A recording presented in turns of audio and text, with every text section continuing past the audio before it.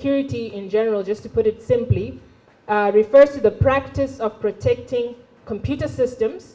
You're also protecting your networks. You're protecting all your digital assets from any unauthorized access, theft, damage, or disruption. So that is cybersecurity in a nutshell. You're just trying to protect your assets. And in these terms, your assets within an organization are your digital assets. So that can be any kind of data that is stored on your computer systems or on your networks. It could be employee information, it could be customer information. That becomes your digital assets. The reason why Mark Zuckerberg right now is given the net worth that he's given is because of the data that he has. That's his asset, the major asset that he has. So data, you find that data is worth a lot of money. And in that regard, we need to secure that data. So cybersecurity has become an increasingly critical aspect in economic growth worldwide because businesses and governments continue to digitalize their operations. And because of that, the risk of cyber threats, such as hacking and data breaches and ransomware attacks, become increasing. So you find that cybersecurity is essential for promoting innovation, as well as protecting our intellectual property and promoting foreign investment, because there aren't any foreign investment or investors that will be interested in investing in a country that is not cyber secure, since now we are in the digital economy age. So companies that promote and prioritize cybersecurity are more likely to attract and retain your customers, investors, and partners, while countries with robust cybersecurity measures are more likely to attract foreign investments and foster economic growth. This is something that we know even as individuals, that you'd rather use your Visa card or your MasterCard issued by a bank that you trust in terms of how secure it is.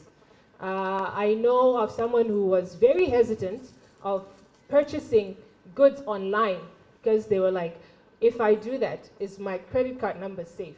Is my debit card number safe? Will it be used again? So you find that in order to retain your customers as banks, the promoting factor that you need to use now is how secure are the transactions that customers are going to be making.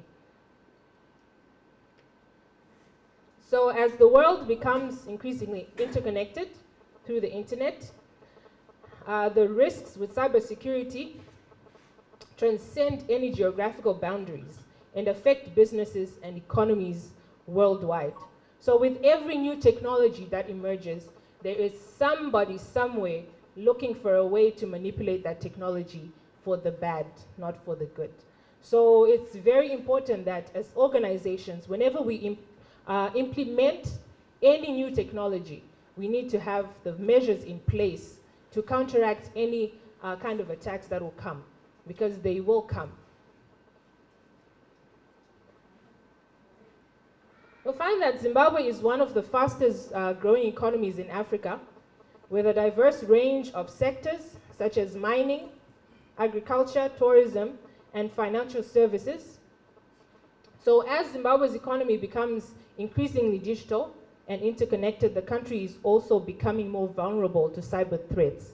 And we all are aware that there is talk of having a smart city within Zimbabwe.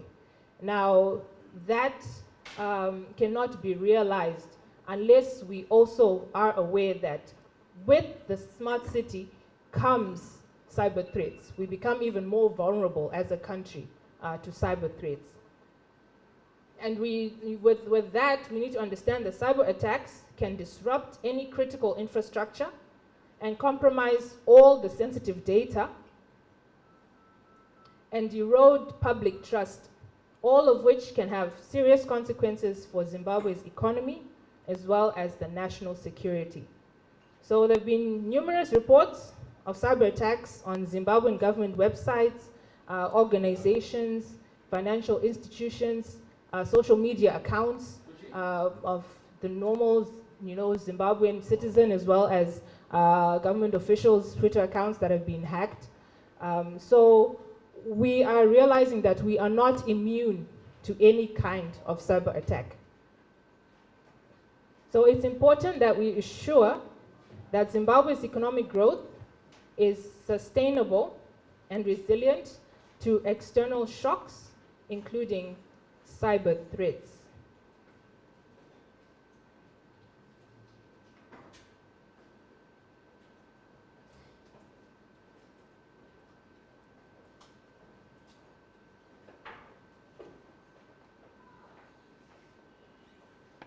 All right, so I'm going to be looking at cybersecurity threats that Zimbabwe has been facing. So just like many other countries, Zimbabwe faces a range of cybersecurity threats that can have serious consequences for its economy, society, and national security. We also have to understand that society plays an indirect role towards our economy because employees within an organization are part of their community and their society. Right? So when an individual has been compromised, at the end of the day, that also translates to or transcends to organizations being compromised and the country's economy being compromised.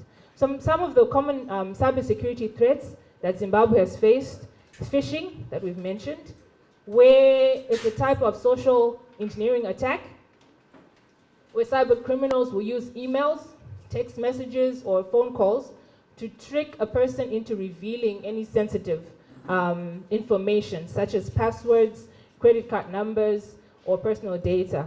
I do understand that there was a time where people would get messages on WhatsApp asking them to change their code, as they're masquerading as Econet.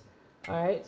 So those are type of phishing attacks because it can come as an email asking you to click on a link that looks like your internet banking when it's actually not. You can get smishing, which is an SMS text message asking for some credentials or for you to change your credentials. So Zimbabwe is very prone to phishing attacks. There's also the malware, which can be used to steal data or spy on others or damage computer systems. So whenever you visit any sites, let's say, for example, you want to download a movie and you visit a site, you always hear a notification bell on your laptop, ding, ding, ding, ding, and then you get a pop-up message telling you that the site you're viewing is not secure. It has detected a malware. So malware attacks are very prone to Zimbabwe, and when you have it on your laptop, and it's a company laptop, it becomes a threat to the organization that you're working for. There's a ransomware attack, which is also highly disruptive and use significant financial losses for any organization. We did have a rise of ransomware attacks. It should be in the beginning of 2018, 2019, thereabout, when Windows 10 was rolled out. There were a lot of ransomware attacks that happened, especially in Zimbabwe, because we were not prepared for such attacks in terms of cybersecurity. Social engineering, a very common one here in Zimbabwe, where it's a tactic used by cyber criminals to manipulate people into giving sensitive information. So with social engineering, it's as simple as coming to somebody, for example, you, sir, and I can ask you, sir, how are you? You can respond. Are you married, sir? That's wonderful. How many children do you have, if you have any? 3. That's wonderful. Are they all in high school? Awesome. When were they born, the first child? 2004. You see, now I know that the first child was born in 2004. There's a high possibility that is what EcoCash PIN number is 2004. Social engineering. And I can boldly say that at least 50%, I know it's more, but at least 50% of people here use their birthdays or their spouse's birthday or some significant other's birthday, children, pets, names, as passwords.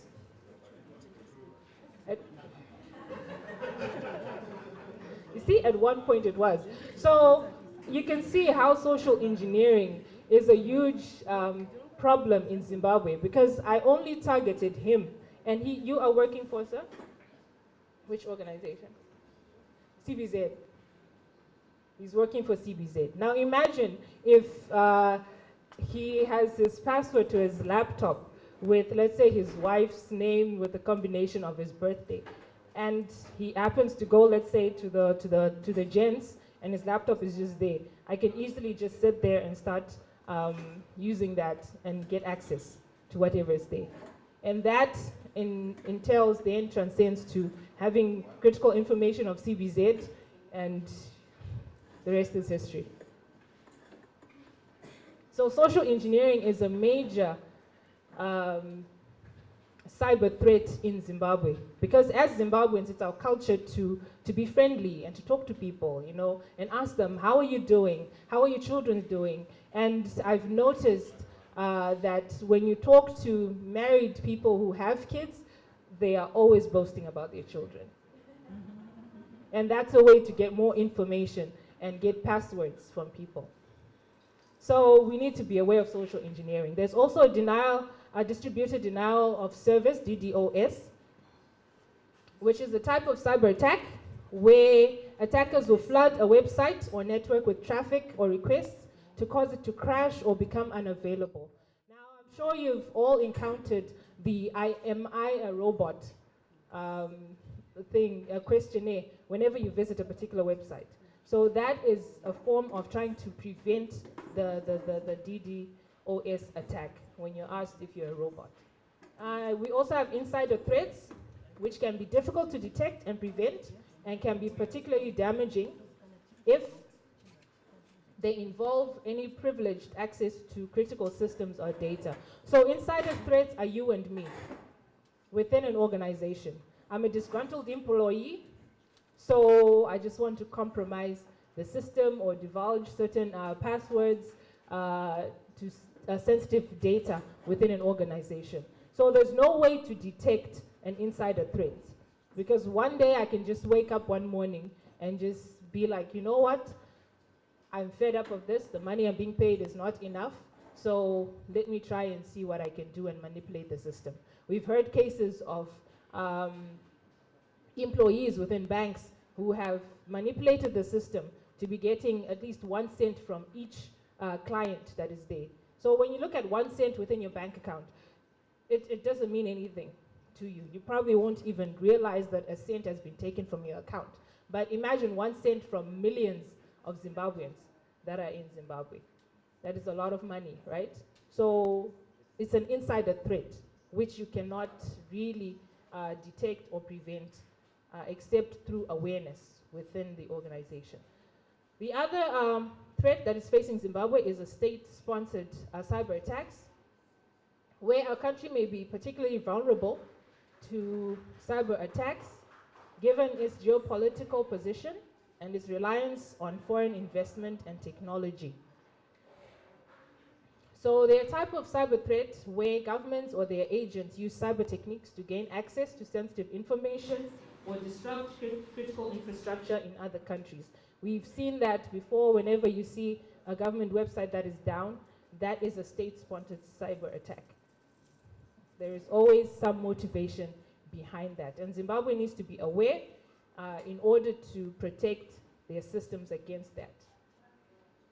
So these threats pose significant challenges to Zim in their digital ecosystem and its ability to sustain its economic growth and development.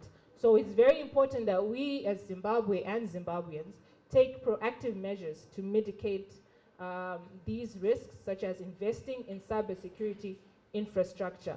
I know IT professionals mainly, and those in the security side of technology, always find it difficult to get funding, you know, to boost the cybersecurity aspect of their companies.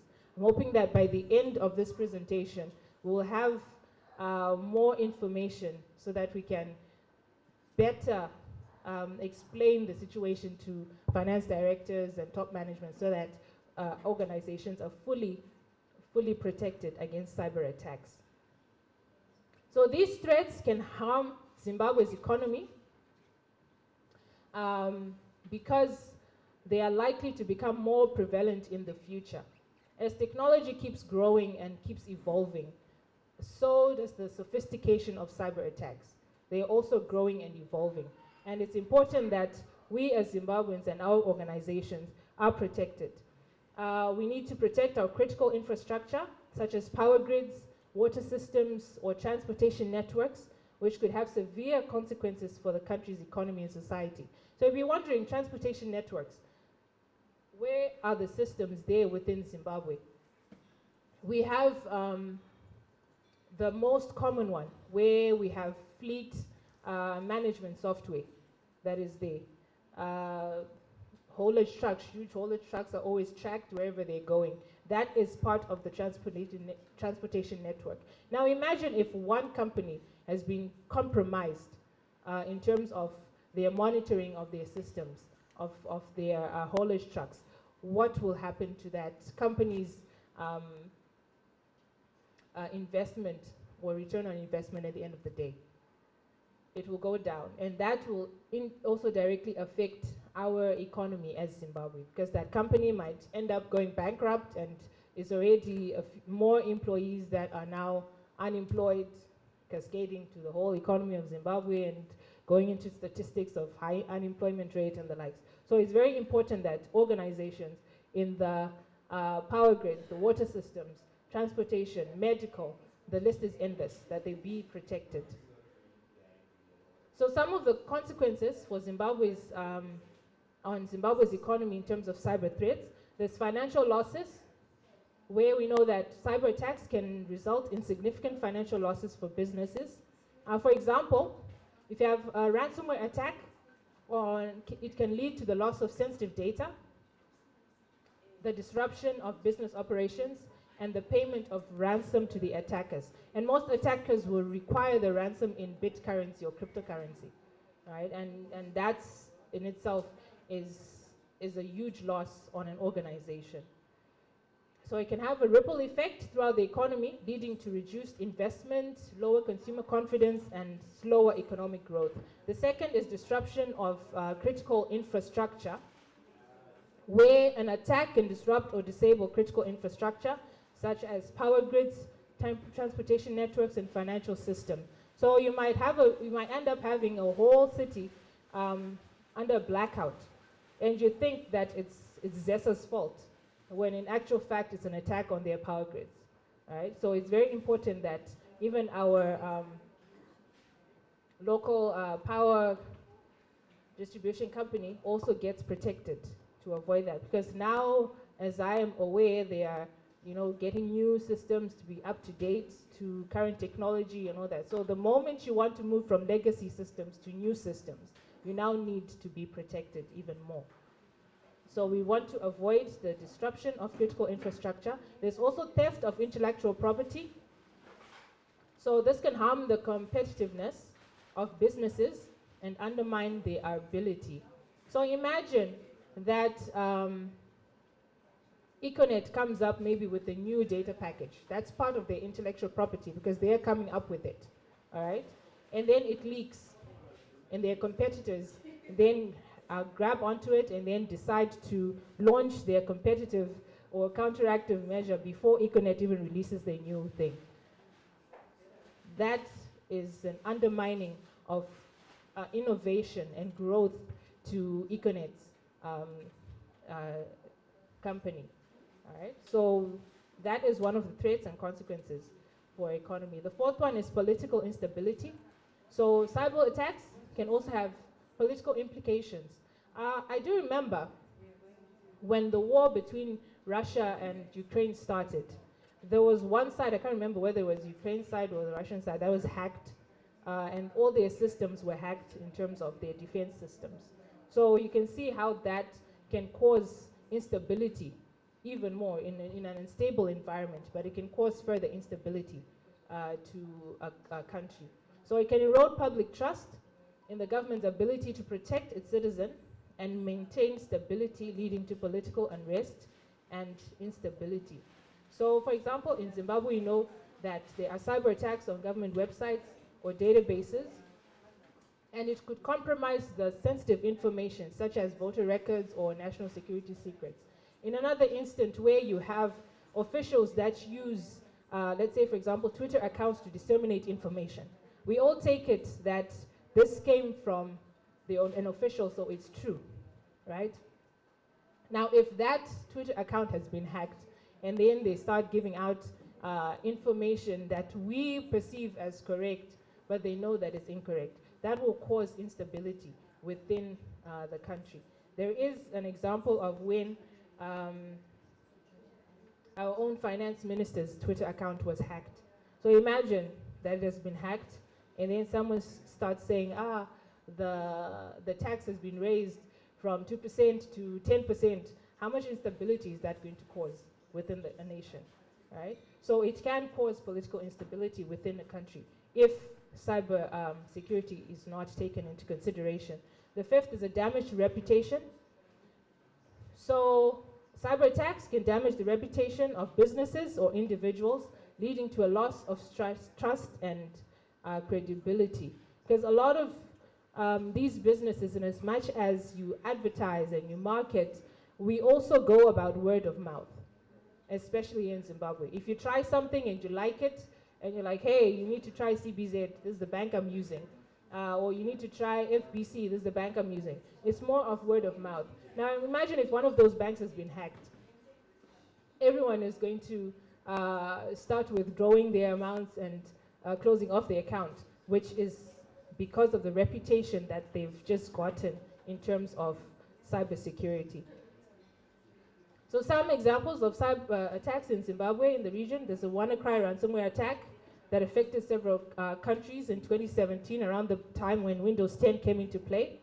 Cyber attack on Zimbabwe Electoral Commission's website in 2018. It was hacked and defaced by a group that is called Anonymous. It was hacked by Anonymous Africa. So the attackers posted a message criticizing the ZEC's handling of the elections during that time. In 2019, there's a phishing attack that targeted Zimbabwean banks, and the customers were attacked in terms of phishing, and the attacks involved fake emails and SMS messages that tricked customers into revealing their login credentials. There's the ransomware attack that happened on South African electricity utility in 2021. There's a cyber attack on the city of Joburg in 2019. We also have a Coinbase in hacking scare as exchange sends emails in error. That is in 2021. There was also a case in South Africa where FNB Bank had to repay a customer who was hacked with about 202,000 US dollars was taken from this customer's account through hackers. So the bank had to repay that money. We have something even as simple as a student that hacked the UZ website and started allocating accommodation to students. And he had 3,000 US dollars all right, in the process. I'm sure you're all aware of this thing that happened last year in 2022 on Facebook accounts. You'd be tagged and it would say Rebecca Shimeno and 99 others have been tagged. You know, that was another hackers that hit Zimbabwe in terms of that, because we didn't securely, well, I did. I don't know others, but some did not secure their Facebook accounts. All right. Even CUT was not immune to cyber threats. There was a student that started hacking and changing people's marks and getting paid for that. All right. So you can see that hacking and cyber threats are the norm now in Zimbabwe. And we need to understand that this is now the new norm. And we need to be protected against that. All right. So let's look at the importance of cybersecurity in sustaining economic growth. So according to a report by Cybersecurity Ventures, the cost of cybercrime globally is expected to exceed 10 trillion US dollars by 2025. And there's a study by the Center for Strategic and International Studies that found that cyber attacks cost the global economy $600 billion in 2017, which is equivalent to almost 1% of the global GDP. And this is in 2017, and we're now in 2023.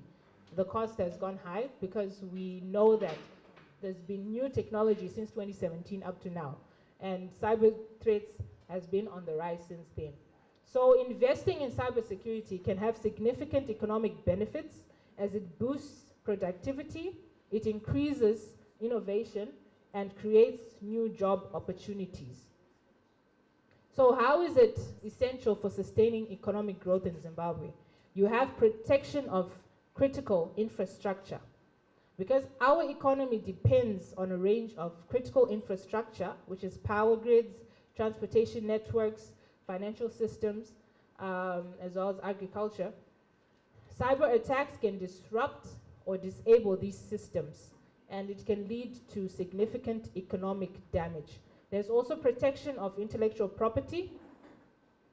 So our growth depends on the ability of businesses to innovate and create new products and services. Even now in universities, we are implementing the Education 5.0, which includes innovation and industrialization. So if we are not careful in terms of protecting that intellectual property that either students or staff members come up with, we are then disabled in terms of the creation of new products. And you'll find that maybe if it's not protected, if our intellectual property is not protected, there can be someone somewhere sitting in, I don't know, just for the sake of it, in Australia, and then they hack into a system, they get that new product, and then they patent it, and they get the money before even we do. All right? So that affects our economic growth. The third is the protection of personal information. So as our economy becomes digital, cyber attacks can result in the theft or exposure of personal information, which will lead to financial losses and reputation. So we need to understand that whatever personal information that we have, we do not divulge it to people.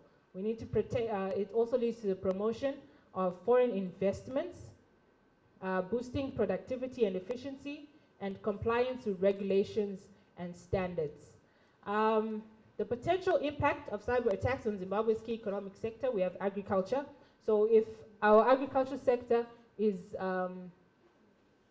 attacked, then it could result in loss of critical data. So examples like in the meteorological department, if they are hacked and you are told that it's going to rain tomorrow and it doesn't, that also affects your planning as a farmer. The mining sector can also be impacted in terms of cyber attacks, which can target mining companies and result in the theft of sensitive data, such as exploration data, production plans, and financial records. Tourism can also be affected by cyber attacks. It could result in the theft of sensitive data, such as customer information and booking records. Just yesterday, I heard that there was a person who would hack a particular hotel and book themselves and pay. It will appear like they paid, but they haven't paid, and then they'll go and enjoy the services or facilities of a hotel. All right, so that can affect our tourism sector. Financial sector, I do not even have to reiterate that because it's very important that our banks are secured. And other sectors that can be prone to cyber attacks, like the healthcare providers, which have patient data. If someone is allergic to something, and if someone comes up and attacks the hospital's network and realizes that, Rebecca is allergic to peanuts, and they come and inject something that is not based, and then I die. So it could be an important person, like a CEO of a company, that has those kind of details that are hacked. So we need to make sure that even the health sector is protected. So some of the benefits of investing in cybersecurity: you improve customer trust, enhance business resilience, you reduce costs of cybercrime, because when you get attacked, it then becomes even more costly than preventing attacks. You protect your IP, and you meet regulatory requirements and attract new customers and partners, while improving operational efficiency and enhancing employee productivity and building a competitive edge. So, in terms of Zimbabwe's cybersecurity landscape, I'm rushing a little bit, we do know that we now have the Data Protection Act, which was implemented in 2021. We know that our cybersecurity workforce is still relatively low. That's why most employees need to have cybersecurity awareness training. And the level of cybersecurity awareness within Zimbabwe among businesses and organizations needs to continue on the growth trajectory. The private sector should be engaged, and it's beginning to take cybersecurity serious, with more businesses investing in cybersecurity. We also have government initiatives where the government has also taken some steps to improve the country's cybersecurity landscape. And there's also international cooperation in which Zimbabwe is engaged in international cooperation on cybersecurity issues. I do know that there's a SADC committee on cybersecurity that is also in play and making sure that the SADC region is protected. But the gaps there in the legal and regulatory frameworks, and as much as we have the new Data Protection Act, there's still a bit more gaps that need to be filled. So as we move on, we need to see that that is addressed. The capacity of the cybersecurity workforce, make sure that employees are trained. And we're not talking about IT employees, we're talking about the normal employee that can give out their dog's name to somebody, all right? So they need to be trained. The public and private sector can join hands and come up with strategies to combat, the common cybersecurity threats that are there. We need cybersecurity awareness and infrastructure and technology, where in Zimbabwe the technology is still developing, but there's more need in investment in cybersecurity infrastructure, because now organizations are moving from legacy or old systems to new systems. International cooperation is also needed to engage more in international cooperation on cybersecurity forums. Cybercrime, which is a growing concern in Zimbabwe, there's need for stronger law enforcement and possibly maybe a cybersecurity unit or building that only has, cybersecurity infrastructure and devices to investigate these cyber crimes. Funding is needed. There are limited resources within the organizations in Zimbabwe, and as well as insufficient training and education. We are trying to make sure that in terms of training and education, we have more of that. Not to market or anything, but it's just the fact that CUT now has a cybersecurity program, postgraduate program, that you can employ in and then be trained in how to secure your systems.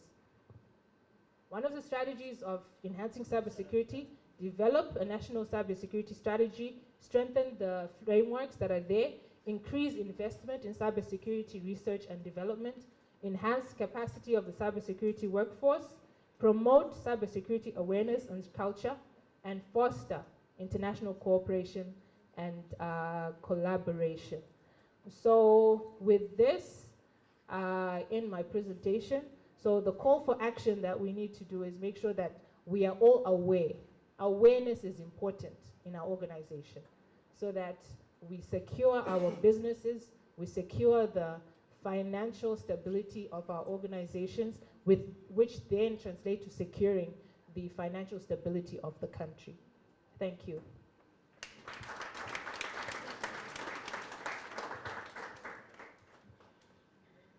Thank you, Rebecca. So we're going to take a few questions. So cybersecurity is a global pandemic. You might be wondering, how does this affect me as a project manager? So in cybersecurity, we say there are only two organizations, two types of organizations.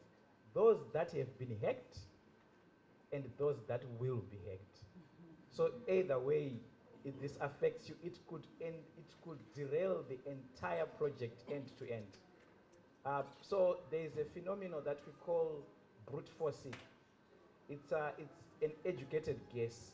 So I just take Gillian's phone, try and guess a password with as many combinations as possible. But because we know how people, their patterns think, so it's usually 1, 2, 3, 4, 2, 5, 7, 8, and it will be across all your ATM cards and everything. So the moment you get one, you're good to go. So we are going to give Rebecca some time to ask questions. We're just going to take 3 questions. But if you need anything to do with cybersecurity during this conference or any information, or if your organization has not been trained on how not to click, for instance, you receive an email that looks legit and it looks like it's coming from the CEO. It's saying there is a check. Everyone who clicks, Mr. Mawere, we used to work together at a company with close to 500 people. There was a message that came from someone within, and everyone who clicked on that email, that attachment, the entire organization got affected. Where I'm working currently, I'm a cybersecurity awareness trainer. Rebecca is an ethical hacker. Please take note of the word ethical. The unethical ones, the moment you get to connect to a network, for example, free networks, be very careful. The moment you connect there, I want you to feel very unsafe. They will know your email, your Gmail password, your Facebook password, your Twitter password. In 5 minutes, you could have naked people on your Twitter wall just because you logged into a free network. So please don't trust free networks. Even at hotels, airports, places like this, if you are to prepare to use that network, if you don't have data, please make sure you don't do transactions like banking transactions and do sensitive information. Just, okay, browse the Herald. Stay safe, okay? So we'll give you just 3 questions. Yes, Tendai.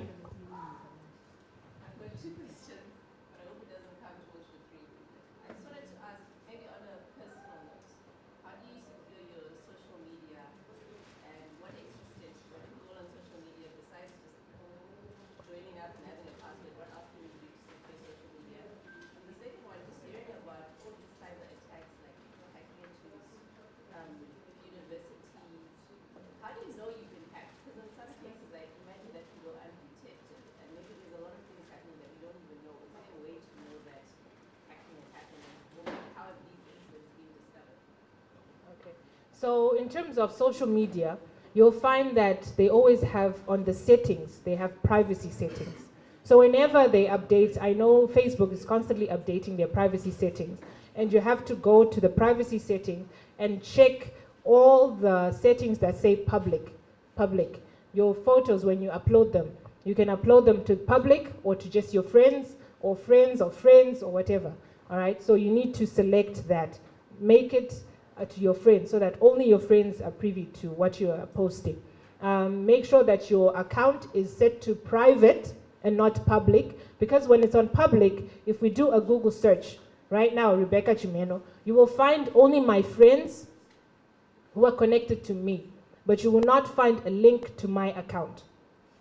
So even when you find me, or if you search for me on Facebook, you can't friend me because I'm on private. I've set my account to private. So that's one of the things that you can do. Set it to private, and of course with the passwords, have a password that is at least 15 characters long, and something that is not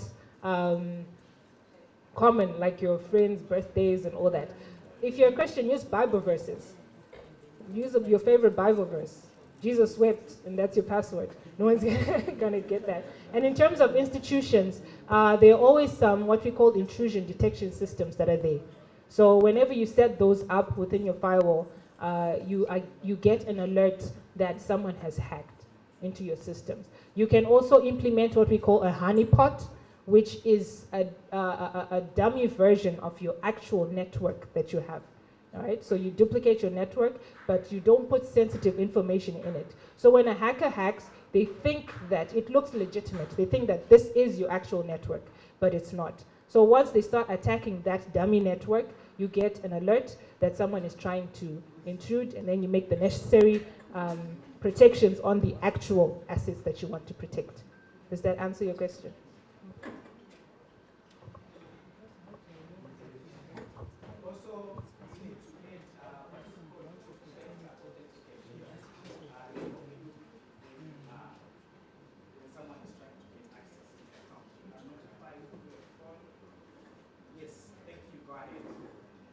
Rebecca, as an ethical hacker, do you think we have enough tools in Zimbabwe to do penetration testing? We'll take that. We do, yes. So it depends on the vendor that you're going to be using. We have several solutions for vulnerability assessment and penetration testing. Yes, we do have enough tools. Not only do we have tools for penetration and testing, we also have enough tools for phishing simulations.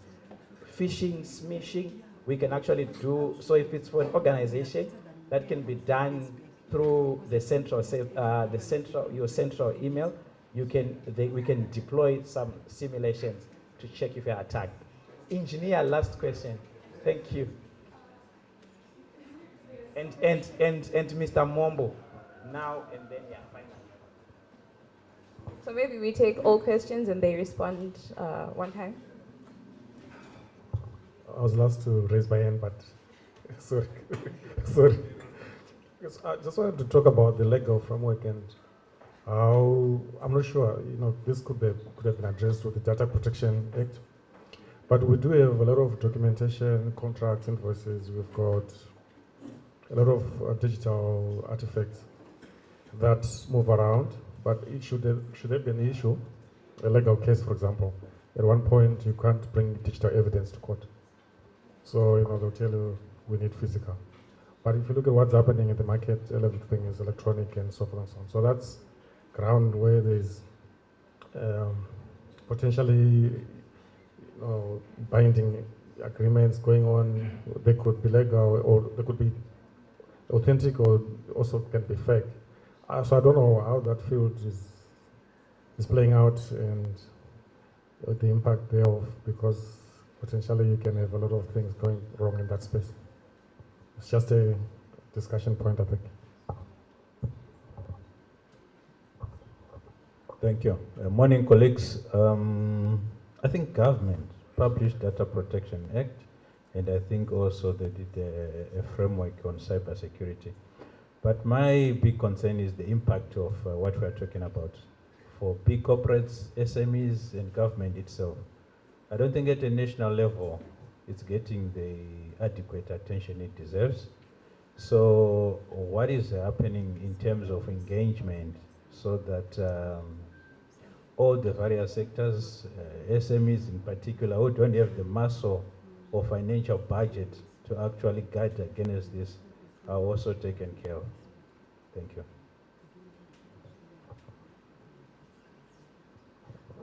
Morning.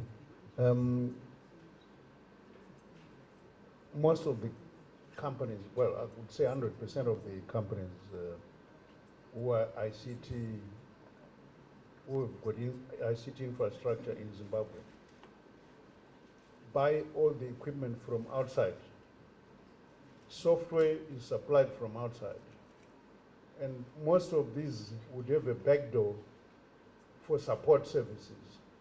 Would that backdoor not be open now for state-sponsored hacking or intrusion into our systems, even at national level?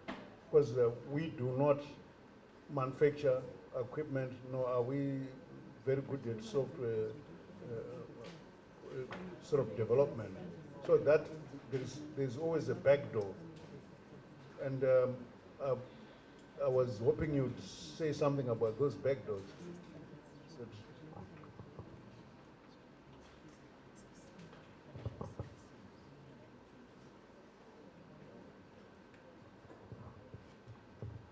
Thank you. So you see me moving around with the microphone and with diaries. We have different sponsored gifts that are going to our participants. So there's always an incentive for having your voice heard. Okay, so to address the issue of digital evidence, I've actually, when I did my bachelor's degree, I specialized in an area called forensic computing. So what we need are forensic computer investigators that can be able to extract the digital evidence from the computer. Right? It's just the same as you would do, as you've seen CSI. Same thing when you go to a crime scene, you take photos, we are taking digital images, bit-to-bit images of the hard drive or whatever has been affected, and then investigate that. You'll find that every document has got timestamps, a unique timestamp. Even if a hacker tries to manipulate that timestamp, the computer also logs the information and everything that is done. So these forensic investigators will also go to the log files of the computer and check when it was manipulated and when that particular document was created, who created that document. The computers record every single thing that is done on the machine. So by computers, I mean anything that has an embedded computer in it, your smartphone, printers, photocopy machines, anything that you use will have a digital trace that will be there. So you need computer forensic investigators to be able to extract that, which is one of the trainings that needs to be done within our nation, to have more computer forensic investigators.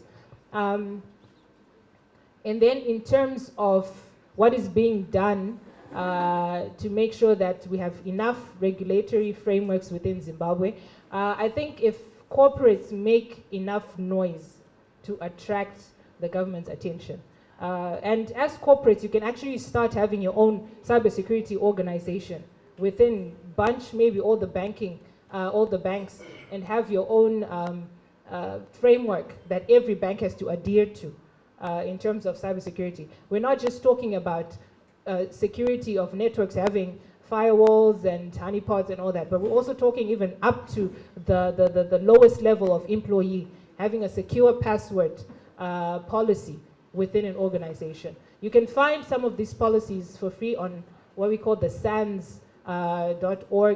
website. They have so many templates that can be used by organizations to have company policies for anything and everything. Whether it's cloud security, backup of your data, you have policies that are there set in place so that you know what an organization is supposed to do, what the lowest level employee is supposed to do. So if it starts with organizations, it will trickle up to the highest level, which is the government.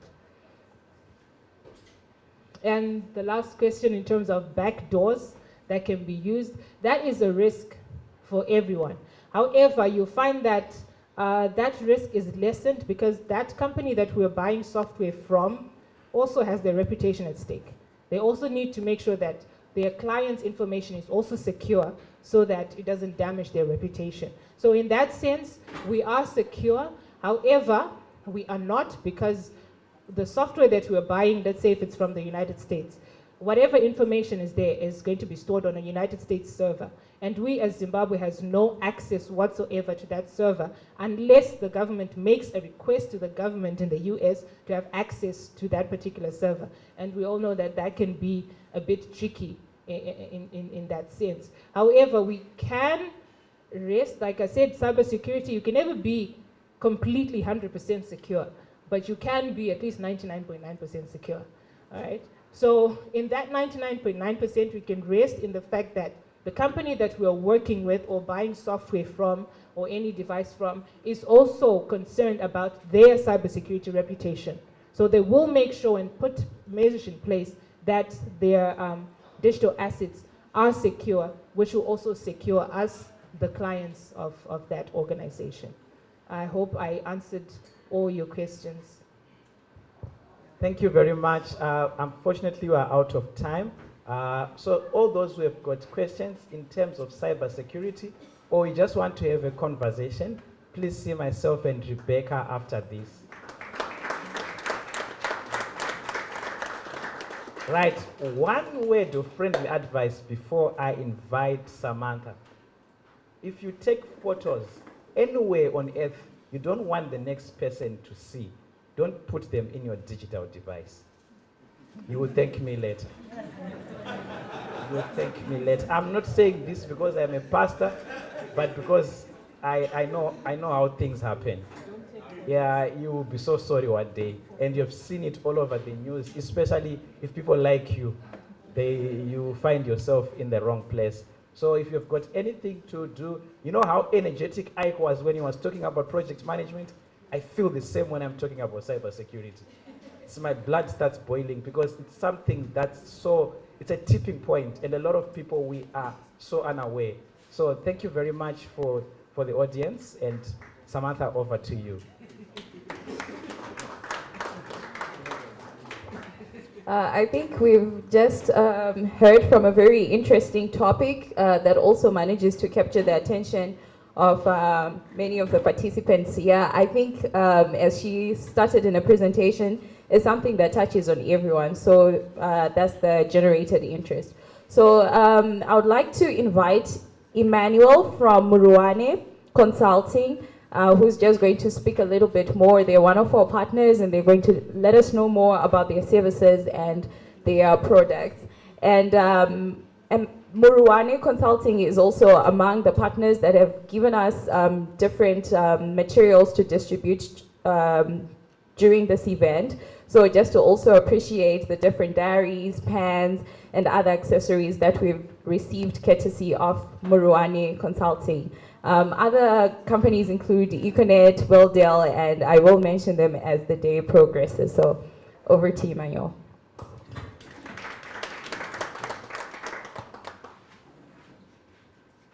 All right. Good morning, all. My name is Emmanuel Mawere, as indicated. I would like to acknowledge our guests of honors as well as the executive. I thought I was going to be able to do a presentation, but I will just speak through. I come from a not well-known organization called Muruane Consulting. We work mainly with SAP implementing clients. We are not an SAP implementing partner, but we have been involved with SAP projects for over 10 years. And during that process, we realized that there is a gap that is there in terms of SAP implementation and utilization within this part of the world. I'm sure those who know SAP know that it doesn't come cheap, both in terms of the implementation as well as the subsequent annual maintenance fees. So we came up with an institution, Muruane Consulting, to try and provide support to the customers as they implement SAP. We mainly offer three pillars, which is project management, business analysis, as well as change management. Because the same SAP that we have here in Africa is the same SAP that is used by Apple, that is used by IBM, Microsoft, Coca-Cola, and all those organizations. But the level of experience is different. So you wonder, what are we doing wrong in this part of the world, such that we are not enjoying SAP as much as those in the other part of the world. So we came in to try and cover in that gap, because we realized the difference is on the deployment strategy. The same product that is being deployed over there, the same product being deployed here. Why is it that we don't get the same benefit? It talks to the deployment strategy. That's why we come in to provide project management support to make sure that the methodology that is used in deploying the SAP here should talk to the SAP approved methodology, so that when you finish your project, you know that you have delivered according to the set standard by SAP. We also provide a business analysis to try and make sure that the user requirements are clearly defined and they are also clearly mapped to the SAP solutions. I'm sure those who have seen RFP and tender responses, all the vendors will say fully complied, fully complied, fully complied. It's very rare to see a vendor saying this we can't meet. But when we do our business analysis and requirements mapping to SAP solutions, we can actually advise you that yes, this one they say they can meet, but SAP does not have this solution. So that when you then go to deployment, I'm sure you have heard salespeople telling you that our system can actually make coffee for you. But when it's time to do user acceptance test and you bring your cup to get the coffee, that is when you realize that it was all sales rhetoric. So when we do the business analysis mapping of the solution, we are trying to clear the solution that you are going to get against the requirements at the onset. Our last part on the service offering is the change management aspect, where we are preparing the people for the new solution, the new ways of doing things that is coming. We always encounter people that we prefer to call an KK. And a KK are those people who always say karekwedu, karekwedu.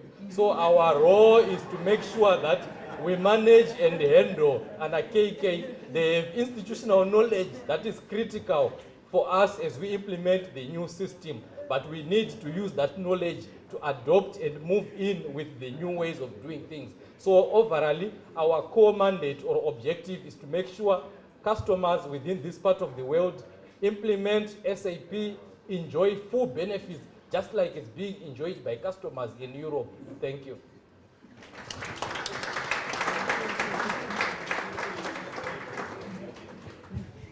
Thank you so much, Emmanuel. And I do have some pens to distribute. I don't know if people have questions, any feedback. There we go. We did not find any information or contact details where we can get this guy. You're getting popular. They are asking for your contact details, information where they can access your services. Okay, I will circulate the contact details through the other diaries that we have. Guys, when we ask you to be sponsors, you need to put your money where your mouth is. This is what we expect. Come ready and come prepared. So we are still looking forward to more content that we can get from them. I don't know if anyone else has a question regarding this. Nice. Thank you. I also wanted to find out, you said SAP, we should embrace it. But recently you see that if you want to work with SAP, there are issues of network. You cannot access the SAP. Most of the time, it will be saying there is no network. How can we overcome that issue of connectivity? Yeah, I do take it back that the interest with the cybersecurity. Not sure, do you want to? I just wanted to say, I think... Hold on for the live stream. Thank you. I just wanted to say, I think we have the right stakeholders here who are in charge of networks. Because if it's about networks, it becomes an organizational issue. Because we actually have people who are using SAP here in Zimbabwe, and the servers are sitting in South Africa, they are sitting in Germany. So the issue of network talks to the issue of organizational capacity. So I will talk to Mr. Masunda to make sure he sorts out your networks. There we go, an actionable point. Thank you, Madam. Mr. Speaker said, you said you offer consultant service. I also a training institute so that perhaps we can be better supported even when you are off our site.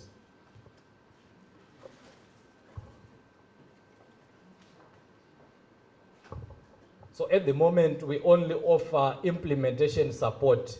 The aspect of training is covered by the implementing partner, who then has the technical guys who do the configurations and setup of the actual systems. For us, for now, we only cover the implementation support to make sure that from the start and the day the ribbon is then cut, everything goes smoothly and there is a smooth transition.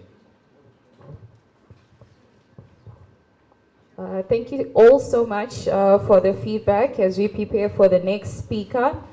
Again, would like to acknowledge our sponsors, more names coming up.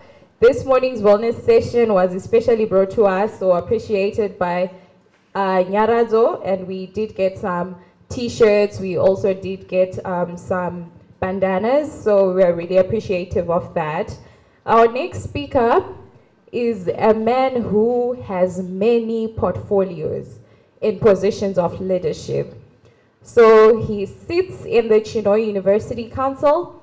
He is also an executive board member at the International Water Resource Association. It's not the only one. He's also a member of the National Advisory Manpower Council and a board member for the Project Management Zimbabwe chapter. Currently working at the Infrastructure Development Bank of Zimbabwe and holding many certifications, among them bachelor's degree, master's degree, PMP qualifications, and over 15 years of experience in the field. Allow me, ladies and gentlemen, to welcome Trevor Magwaza.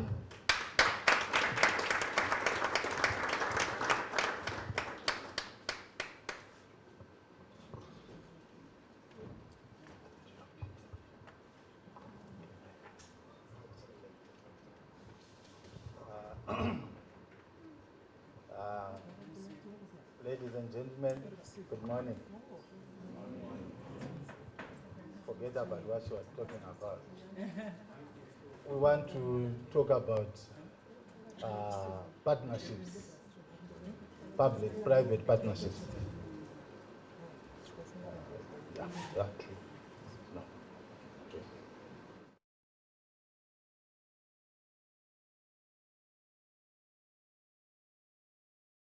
It is the role of every government to provide infrastructure. It's given. It's not questionable. So every government, be it the developed ones, am I not audible? Very close.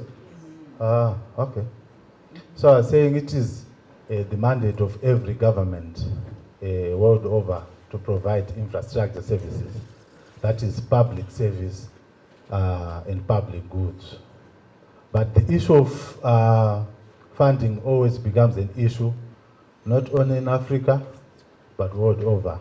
You'll find out that the infrastructure funding gap is increasing by the day because the demand for infrastructure is actually increasing. He was talking of KK, Karikwedu, so there was some type of infrastructure that we used to have. Obviously, with the modern world we are living in, things are changing and the demand for modern infrastructure is also increasing, meaning that we also have to try and catch up in terms of modernizing the infrastructure. Some of us, when we were growing up, we used to see those telephone landlines, where you, with some ring, you want to dial 0773, you look for a zero, you go, So that was then. Now it's all about taking your mobile device, you're calling someone instantly. So there is need for infrastructure.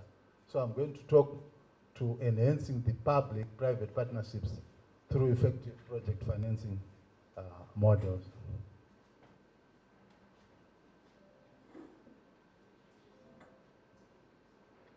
As you can see from the cartoon there, we've got public sector from one end and private sector from the other end. They're coming together, they're having a toast. So that's basically what we are going to talk to, where we need to bring in a private sector into public sector infrastructure, development, funding. So I'll try and define a public-private partnership. It is a public service or private business venture that is funded and operated through a partnership between the public sector, either local government, central government, and one or more private sector companies. You find out that triple Ps are recognized as key elements in government strategy for delivering modern, high-quality public services and promoting competitiveness. That's exactly what I was talking to. And you find out that government is really under pressure to upgrade infrastructure and try and address some of the challenges to do with climate change, amongst other objectives. And the need for private sector involvement has grown because governments, they no longer have the financial capacity to meet the growing infrastructure demand. Also, you find out that triple Ps can spread the project cost over a more extended period and can thus free up public funds for investment in sectors in which private investment is impossible or otherwise inappropriate. So basically what we are saying is, if government enters into a triple P arrangement, whatever the money that was to be budgeted towards that infrastructure development can be channeled elsewhere. Because obviously there are some certain sectors you can't really get or crowd in private finance because probably it's all social and you can't realize any revenues from that. So the pictures there is basically showing what type of infrastructure we would want to try and address climate change issues. There are the windmills, that's a wind farm, and everyone talks about it, spaghetti roads, you see, spaghetti roads, yeah? You see, you can't, or for government, at times it will be difficult to fund, because it means maybe the whole of your budget would go towards that, when you've got a huge network to look at. So you then need to look at other sources of funding. Yeah, typically common with developing countries. You see, there is a portal in most of the roads. It's not common here only. Also, even in other developing countries, we've got a lot of portals. So that really shows the need for funding from private sector. Because as government, if you to look at the road network, even back home here, you can see our roads have deteriorated to the extent that, you know, the government maybe on its own, they won't be able to mobilize all the required funding. So we need private sector to partner with government so that together we improve our infrastructure. Many times you'd see some of projects to your right side where they fund to a certain extent and it's left 80% complete, it's left 40% complete, and it starts deteriorating to the extent that you might have to even restart the project. I remember I went to one of the sites where they were building, you know, government flats.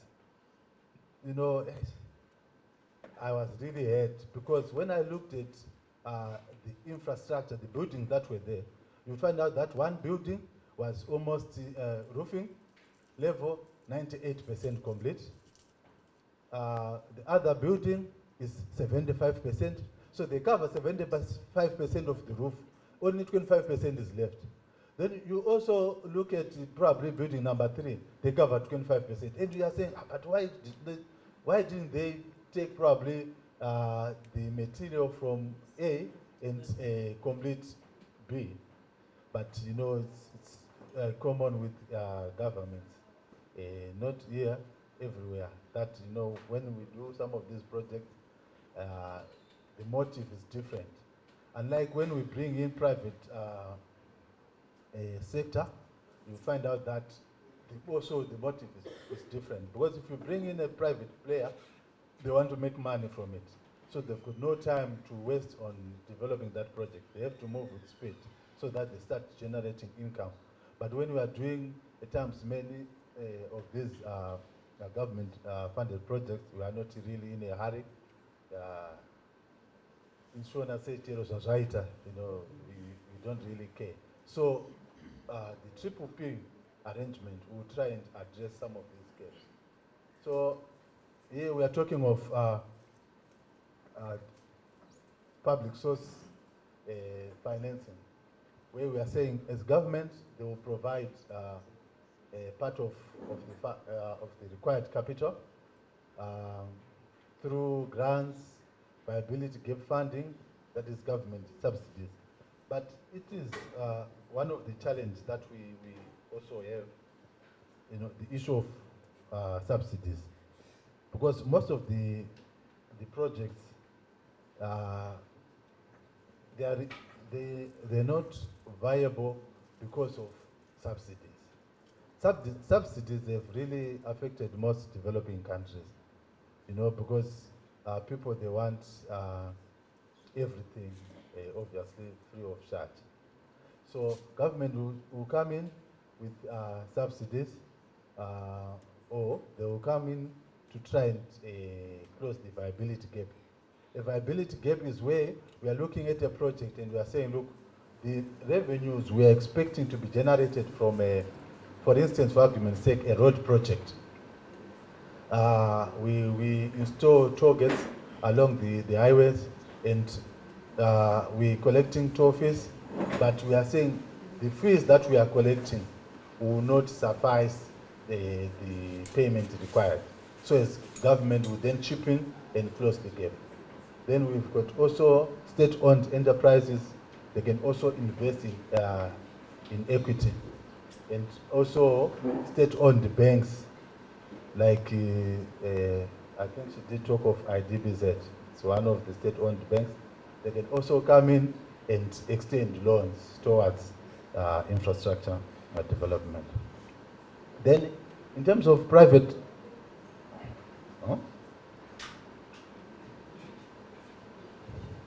sorry, this thing is no longer moving. IT.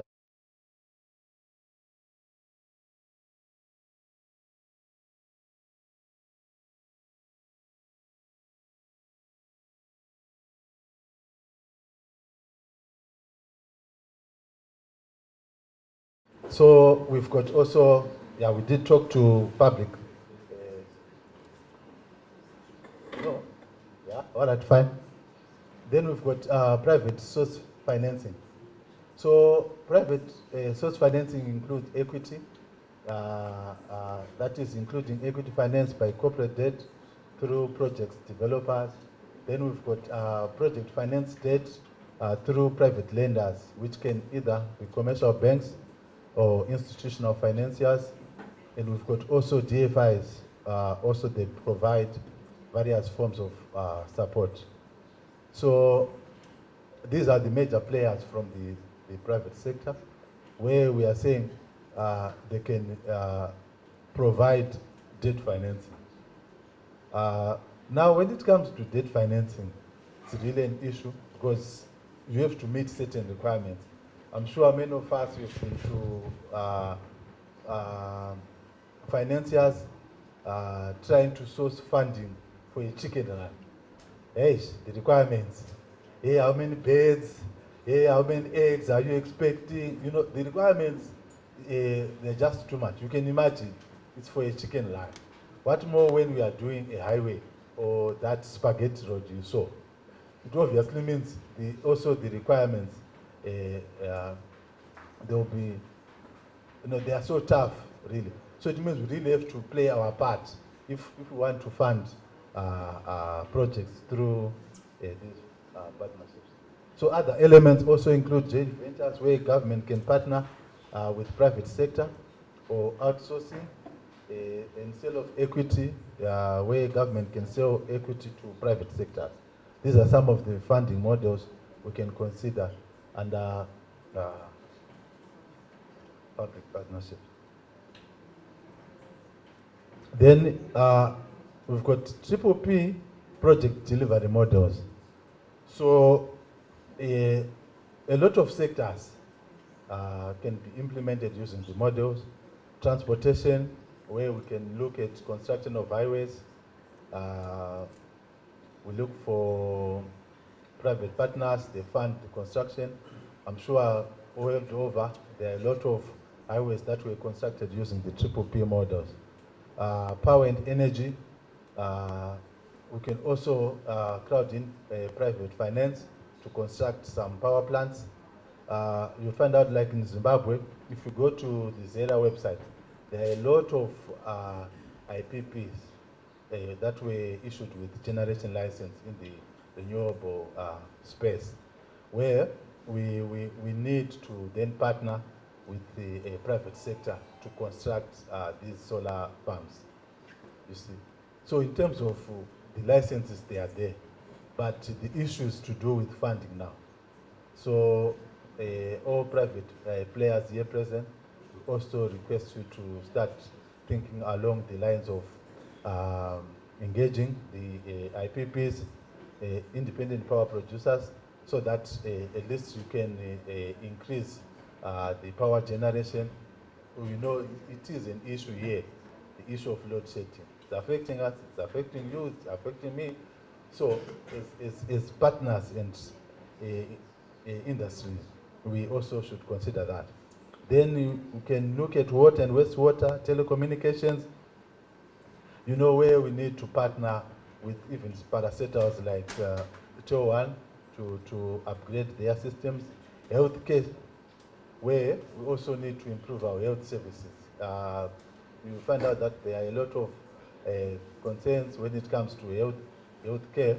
So it's private sector, or we can adopt the triple P model to try and improve the facilities. Then there are the delivery models. Different delivery models apply. It depends with exactly what you want in the project you are looking at. It can be a design build, it can be an operation and maintenance contract, it can be design, build, finance, operate, it can be just you build, own and operate. You know, there are different models. So it's not a one-size-fits-all. So you look at a project and identify which model best suits the project. Obviously, there are some challenges with complexity with the multiple stakeholders, typically being long-term, difficult to get out of the project in the case of some challenges, high risk of cost overruns, schedule delays. Then justification why we should do that. Or we talk of value for money. We want to deliver value for money. Then there's the issue of risk transference. Is when government enters into a triple P arrangement, we are saying basically we transfer all the risk, the funding risk, to the private partner. So that also explains why you find out that when we then look at a project, a triple P kind funded project, it will be maybe different from a government project, a funded project. And you hear people saying, no, but that one is more expensive than the other. There's the issue, as long as you transfer the risk, there will always be a premium. So in a triple P, depending now with who takes what risk, at times if you transfer all the risk to the private partner, they will then also increase the premium. It can be times 2, it can be times 3, depending on how they want to hedge against uncertainties.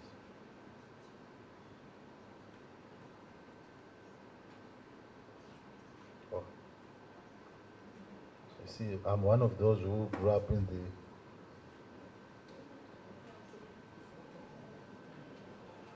there are so many.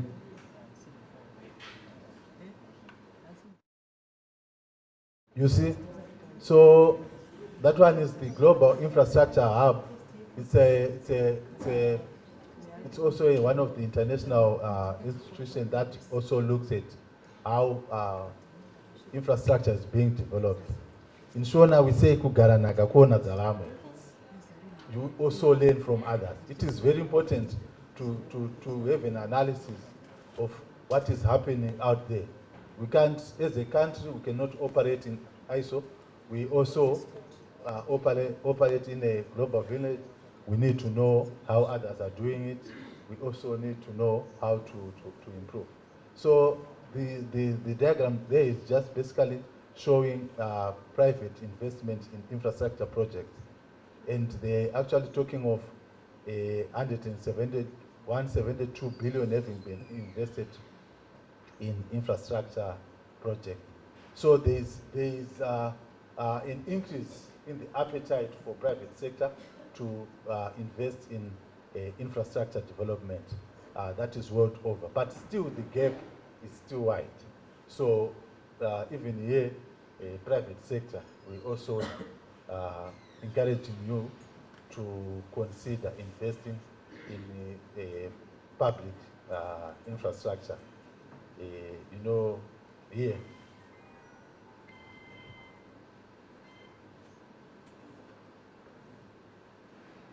So the report, that's a 2021 report. It shows private investment in infrastructure projects. Then it says high-income countries. 80% of private investment occurred in high-income countries, while it continued on a declining trend in mid to low-income countries. Something to worry about. This trend is particularly worrying as infrastructure is needed in the most in these countries, like us. I'm sure you saw the cartoon there. We've got a lot of potholes, the highways, and the roads, but there's a decline trend. Yet we're expecting private players and private sector to invest more in developing countries because it is where the infrastructure is really required.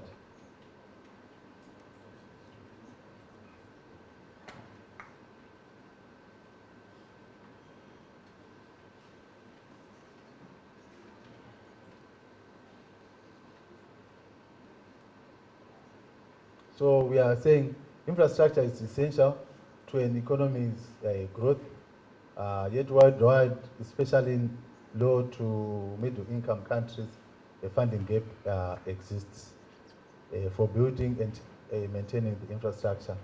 The private sector, together with development finance, like the likes of World Bank, Africa Development Bank, GBSA, we can mention but a few, they've got also a critical role to play in funding for infrastructure development.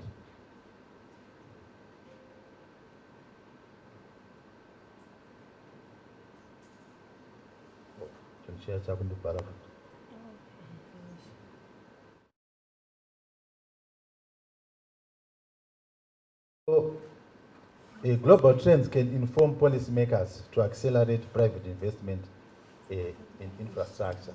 I alluded to the fact that it's in developing countries where we require a lot of private financing, but it is the same space where we've got a little to no investment. This is due to issues of maybe policy. So we are saying as governments, they can correct market failures that prevent private investment by ensuring a stable regulatory environment, setting a formal mechanism for creating a project pipeline, publishing infrastructure plans, and providing guarantees for projects that are not economically sustainable. So here we are saying the legal framework should really support the crowding in of private sector finance. So like currently we've got the ZIDA, that is the legal framework we are using when it comes to public-private partnerships. So it gives, then we've got also,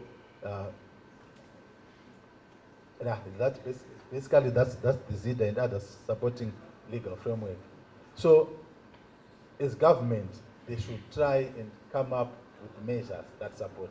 I think at times, that's where politics comes into play, and you are looking at something that makes sense, but maybe for the sake of politics, at times the project will not be supported or funded. As government, we are saying that is where they can also chip in and do the viability gap funding or the issue guarantees.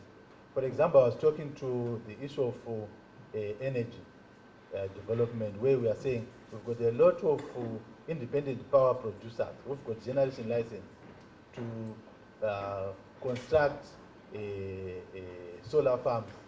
But when then it comes to crowding in private sector, it becomes an issue because maybe the issue of tariff.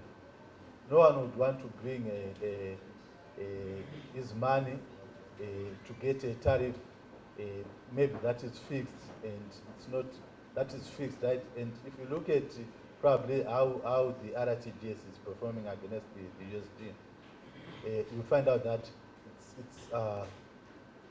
increasing or it's losing value by the day, for instance, the RTGS. So because of that, a private sector now will not come in because they would want some guarantee to say, what if the RTGS devalue against the USD? What then happens? So the issue of tariffs really affects most developing countries because probably as the policymakers, they'll be trying to make the tariffs affordable, but at the same time, making them not viable for the business. Then at the end of the day, we end up with a situation where if you look at the generation license, I think more than 100, maybe more than 100 megawatts has been issued to independent power producers, but we can't get funders in that space. So as government, they've got really a role to play to support infrastructure development.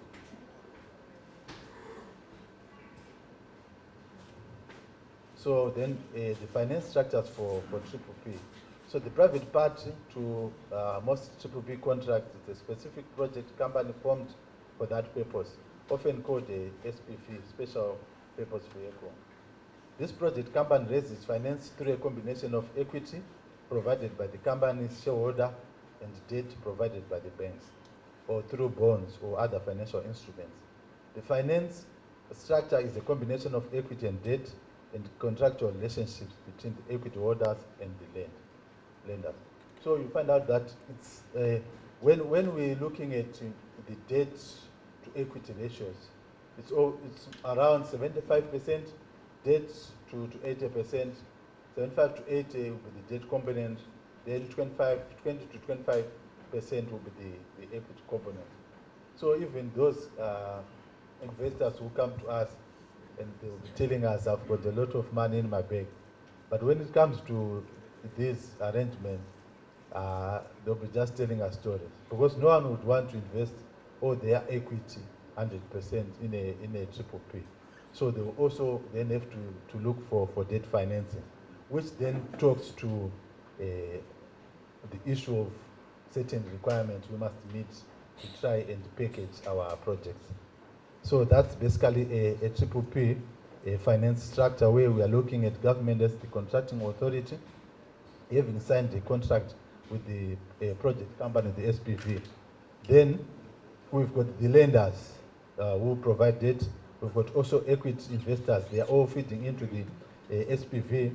Then we've got the EPC contractor who will do the actual construction of the project, and the O&M contract. If you look at the Forbes Plumtree Road, there's an O&M contractor there. I think it's Infralink. They are responsible for the maintenance and the operation of that structure. So as Zimbabwe, we have also done a number of Triple P arrangements, but I think there is a lot to be done because the gap is too much. So that's basically the finance structure.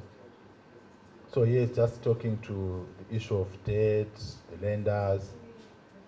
Then the core of project finance is the analysis of project risk, construction risk, operating risk, market risk, regulatory risk, insurance risk, and currency risk.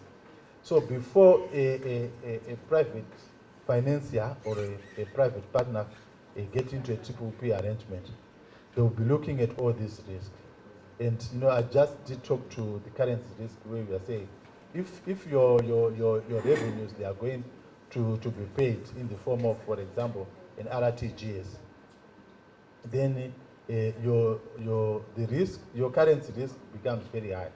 So if one decides then to still get into a partnership in such a scenario, that's when you see a project probably to cost, for argument's sake, 10 million. They will then put a huge premium. You hear them talking of 50 million, and you're wondering, but why 50 million when this project can be done at a cost of about 10 million? They will be trying to manage all these risks, the regulatory risks, where the partner, you're trying to protect yourself. So you want also to try and probably cover your investment within the short period of time, because the regulatory list, things may just change. You wake up one morning and we are talking different issues. Maybe you had your like what happened, you had your money in USD, and the next thing it was in RTGS, something like that. So as private partners, when they enter into a public-private partnership, they also do all those kind of assessment, and then they put a premium to take care of that. So the major challenge to infrastructure delivery is not lack of funding. Instead, it is the lack of well-packaged bankable projects. A bankable project is one that demonstrates technical, legal, environmental feasibility, and financial viability. These are the prerequisites for financiers to invest in the project. Remember, I did talk to the SPV where we were saying, in terms of the funding, they were looking at the equity and the debt funding. Now, the debt funding, you are going to engage banks, different financiers. They want to know whether the project will be viable or not. No one would want to invest in a project that is not viable. You know very well that if you put your money, Yanura, no one will do that. So we really have to try and package our project in such a way that we only probably produce a list of projects that are viable. I'll give an example of, say, for instance, at one time in Zimbabwe we had the dualization of Harare Bed Bridge, where we had engaged one partner. It was called Geiger. So we were then looking at dualizing the whole stretch from here to Bed Bridge. So we find out that now, when it comes to revenues to be generated from using that road, that is the toll fees, the revenues will not support the construction or the dualization of the project. So in such a case, then the partners, when they go out and look for funding, these financiers or the debt financiers would really want some guarantee to say, do you have the traffic to fly that route, and are we guaranteed of enough revenues from that? Maybe as government, that's when we can come in and we do the viability case to say we really need this project. So what do we do? Obviously, the revenues we get will not suffice. So we then come up with measures to try and close the gap. So we will look at that. Then it must be technical viable. The legal issues, how safe are we in terms of the legal framework? We also look at that. And then the project preparation. It refers to the process and activities undertaken to develop a project from conceptualization to actual implementation. So the whole objective is to develop the project to bankability. That is the point where it can attract finance. If the project is not bankable, then we have to consider other means of funding it, but obviously not through the triple P. If we are to do the triple P, then we talk of guarantees.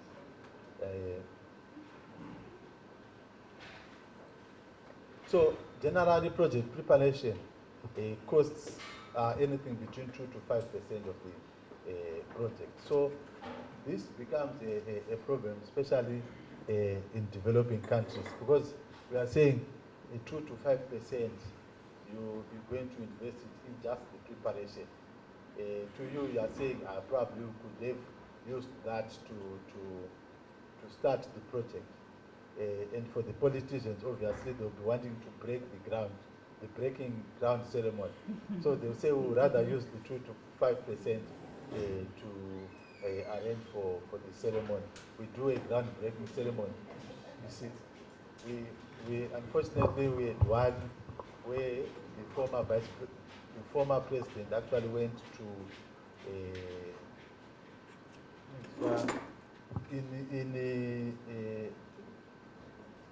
not school. All right, fine. the name I can't recall. The former president went to do a groundbreaking ceremony for the Harare Bedbridge road. But you see, along the way, then the project was dropped. So it's because probably the partner could not meet the requirements to secure a date for what? For funding. So we are saying the project development cycle is about 4 broad stages. Project definition, feasibility, structuring, procurement, and financial close. So it is the feasibility start I would want to talk to, where you find out that as long as you don't do your feasibility start, because your feasibility start will look at those economic, financial, your legal, your environmental, the conceptual designs, and even the preliminary costing. It is from that start that you can tell that this project is not viable, or you can tell that you can propose alternative revenues. When you look at the legal framework, you will find out that, for instance, there can be certain scenarios where a certain asset, for example, maybe there will be an existing arrangement to say all the toll fees, for argument's sake, all the toll fees to be generated in the next 10 years will be channeled towards Project A. So it doesn't matter that you are doing a different road, the standing arrangement that all the toll fees will be channeled towards maybe payment of another project. It simply means even if you put as many toll gates as you want in that highway, you will not be able to use that revenue. So when you do your feasibility start, it informs you of all these requirements, and then you make an informed decision. The document is not for us. Many times, when we engage this department, they'll be telling you, they've done a feasibility study. But if you look at it at times, it will be just a technical one where they're just showing the route to say this road will follow this route, but without detailing all these other factors. And you can't take it to the investors, you see. Because as long as it's missing certain requirements, forget it. I told you to get funding for a chicken run, you have to do a lot. What more when it comes to a DBSA, a Development Bank of Southern Africa? They want to fund a project, or African Development Bank, they want to fund a 2 or a 1 billion project here. They cannot just wake up and say we are funding, because they are not donating. It's not a grant. They are giving a debt, a loan. So, you see, because the funding mechanism, it's a project finance where your only way of recovering the investment is through the revenues you generate from that project. So here I was talking the project development, procurement, evaluation of bridges. They are so particular, the financial procurement process. They want to know how you did it. So you see, this is one of the results of doing a project, a triple P project, without actually looking at the feasibility studies. So what these guys did, it was built, constructed at the cost of 1.1 billion. It's 4 kilometers runway, first private international airport in Spain, with a capacity of 2.5 million passengers. Opened in 2009. In 2010, the demand was 33,000. When it was designed, or when they were doing their simulations and number crunching, they worked with 2.5 million, only to get 33. So it closed in April 2022, you see. Because they could not get the traffic. The case of the jump train, the cost was 100 million, completed in 2011. procured by the regional government, then transferred to the municipality, who operated the service for 2 weeks only, and to close for lack of funding. So if you don't do this triple P arrangement properly, will close. So when we're looking at it, we are saying there must be value for money. Whatever we want to do, we must do the value for money testing, risk transference, where we are transferring the risk. So obviously we, as the other partner, depending whether they are from the private or the public sector, you also want to look at the risk being transferred to you or you are transferring. Then the good thing about it, it brings in innovation, where we also, people look at the modern technology and we don't stick to KK, Karikedu. If you go in other countries, especially the rural areas, they are developing some shopping malls, whereas maybe here, the KK approach, we're still developing those tuck shops and shops that looks like police capes, It's because of the KK mentality. So then you are saying the good thing about public-private is an off-balance sheet accounting. Basically, we are saying triple Ps can also be used to keep infrastructure projects off the public sector balance sheet, therefore allowing them to achieve more of their goals without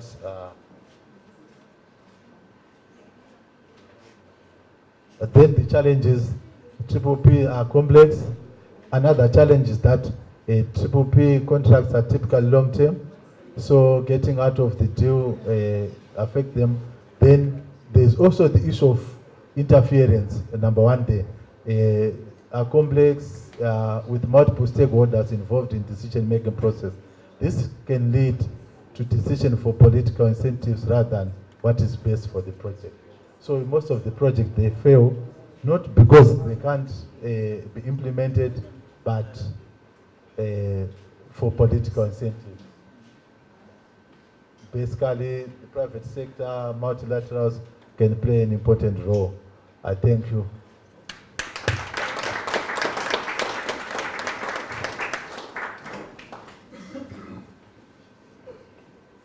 Thank you, Mr. Magwaza. Thank you, time for your attention. So we have got 3 questions. Please feel free while the engineer is still here. Thank you, sir. So, sorry, Samantha. So we'll take all the 3 questions and then you will respond.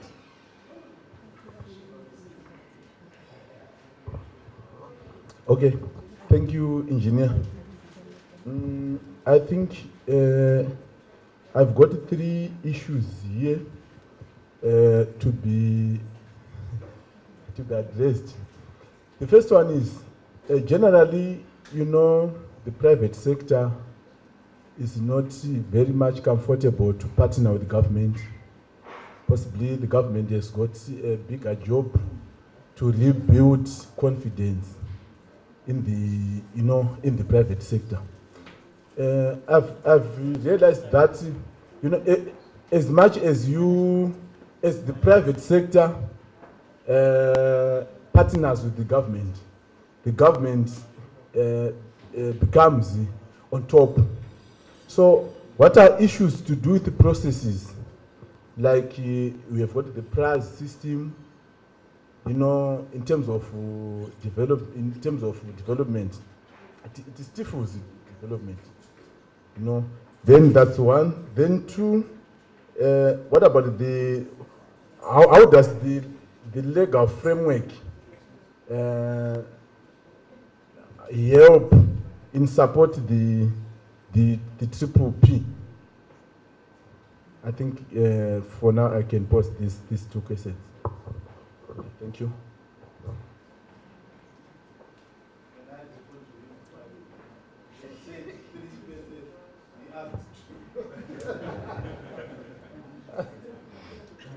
Okay, thank you.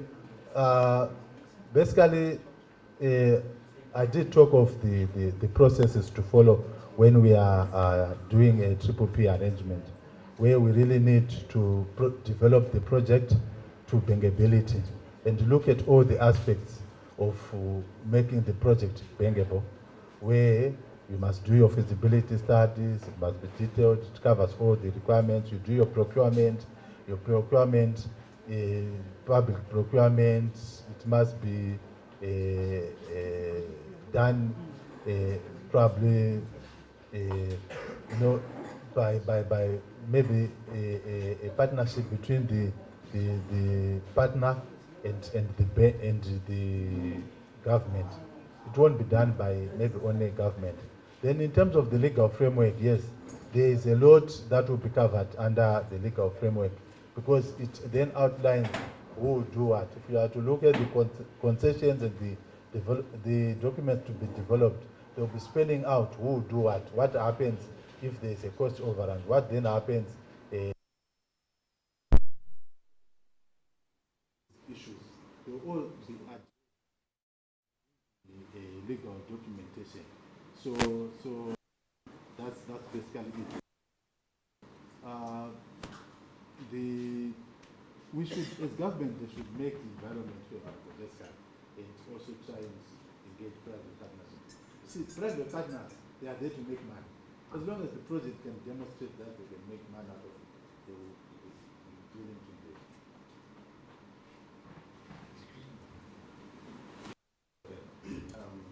Thank you. I think mine is more or less linked to what we also asked. It's related to the respect framework. You touched on this in the act. To me, it's very, very new. I thought I was going to hear more about this legal framework. I understand there's two, or earlier in the year they were trying to be doing trainings to try and educate stakeholders on the requirement. May you maybe shed a bit more light in terms of this new legal framework, maybe in terms of the timeline expectations to get to approval. I understand there will be maybe approvals that goes all the way to the cabinet. And if you may also shed more light in terms of if the difference between a solicited and unsolicited, maybe JV. Thank you.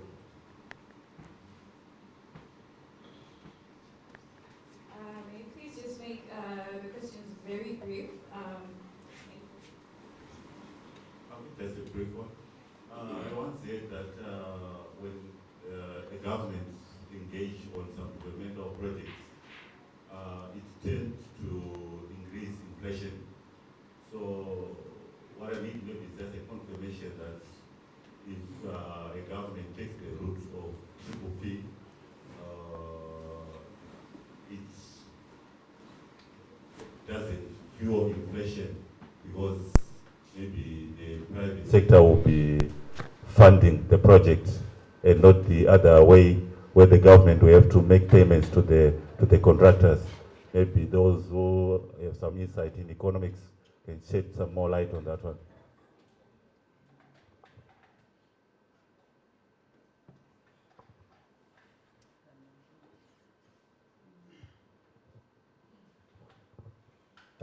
Thanks, Trevor. I think one of the critical success factors from what you've just presented is the right skill set in the teams that will be doing this.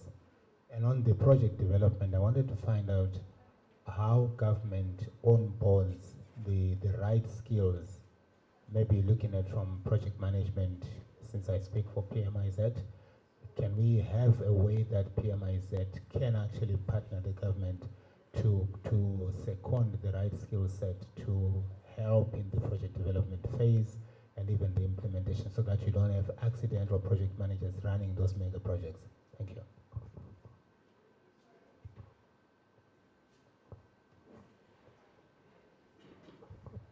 Thank you. I think I'll start with the last one. We've got the executive for PMIZ. I think it is one area they're considering to partner with government so that we really improve the way projects are managed in Zimbabwe. So it's something they're actually looking at, and it should be done, I'm sure. Then in terms of the legal framework for triple Ps, yeah, the ZIDA Act superseded the Joint Venture Act. But it basically talking to the same thing. I'm not going to break down the act to say it talks to this, but it outlines the processes that you must follow when you are engaging a triple P arrangement. It talks to the project development cycle that I did presented to say you must follow a certain development cycle, make sure the project is a feasibility study is done. It must be done by someone independent. You can't set your own test, you write it and you mark it. So you want someone, you've got a project, you want to develop it.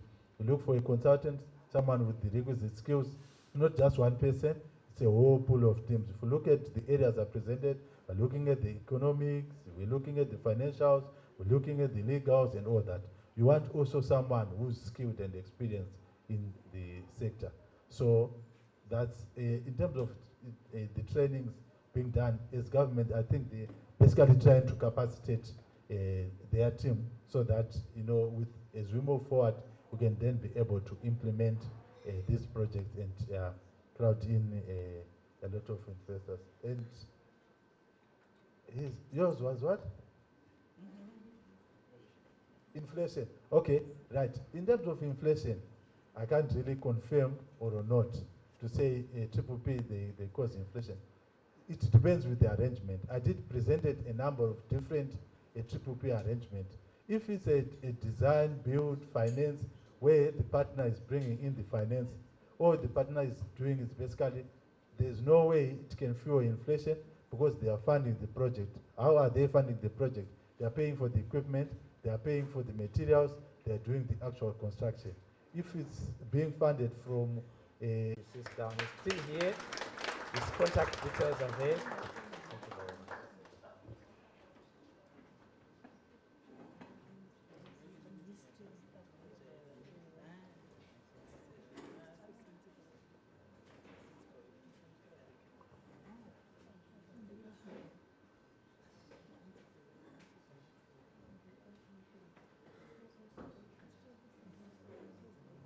Allow me to take this opportunity to welcome our guests of honor, Engineer Amos Marawa.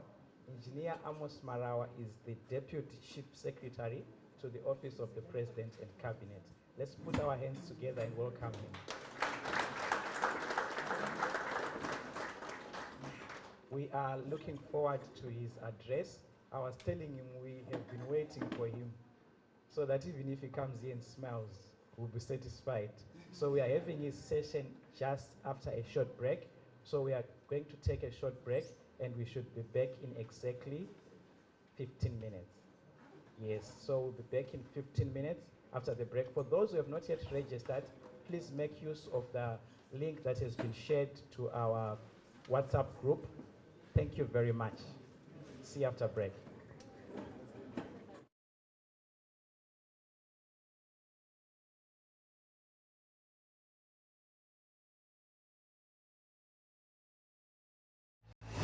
The Econet Victoria Falls Marathon is back, and it's 5 times bigger and better. Join us and be part of Africa's #1 marathon on the 2nd of July 2023 in the resort town of Victoria Falls. To participate, register on www.vicfallsmarathon.com. Stand a chance to win your share of $25,000 worth of prizes. Choose a race from the 42-kilometer full marathon, the 21-kilometer half marathon, the 18-kilometer specially abled race, the 2x10.5-kilometer Stewart Bank relay, and the 7.5-kilometer Eco Shore Fun Run, and the Buddy Beats Street Party, featuring popular DJs and artists. Visit www.vicfallsmarathon.com to register and pay online via EcoCash, Visa, or MasterCard. Come and experience the wonder. It's more than just a marathon. It's a family, friends, and fun holiday experience in the world's 7th natural wonder. Econet Wireless. Inspired to change your world.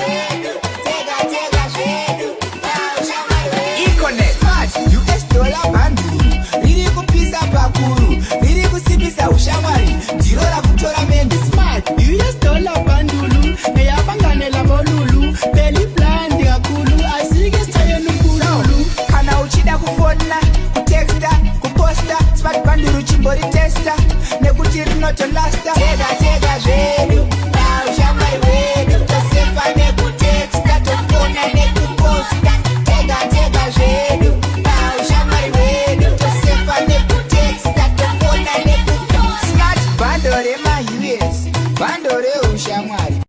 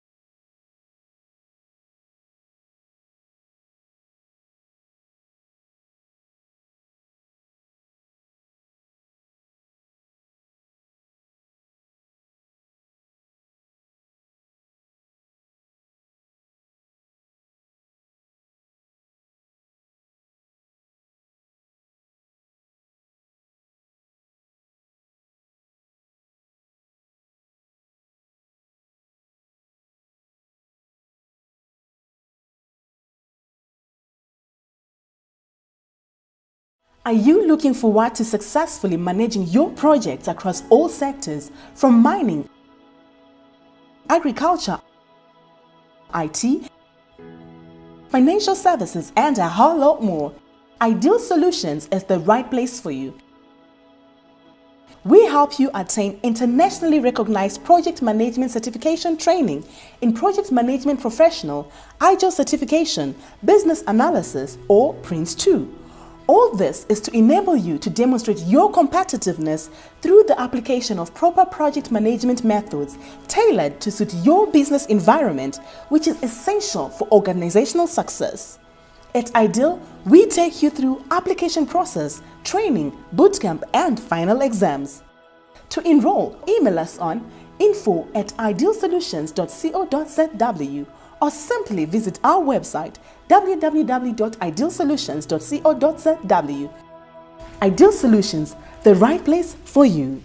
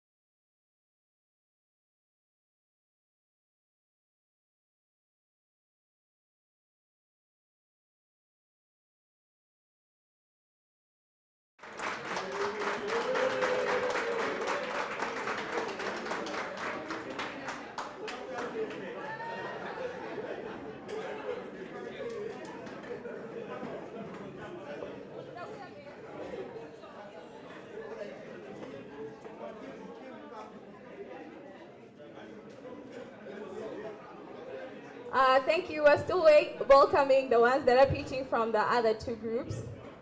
Please step forward. No, it's okay.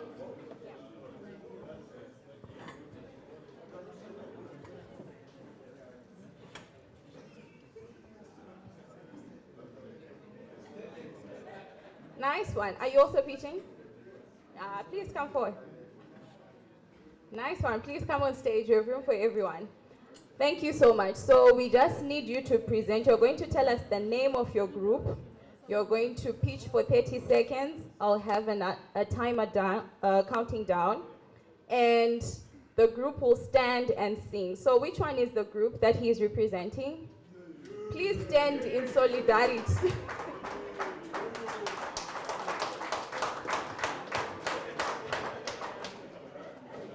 Good morning, everybody. Good morning, everybody. The group is developing a product that you see my hair, you see my beard. We're going to develop a product that is going to turn this white hair and the white beard permanently black. Okay.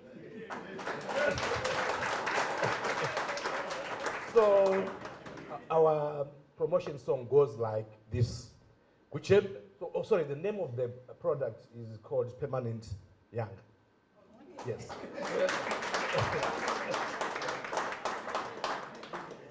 Yes.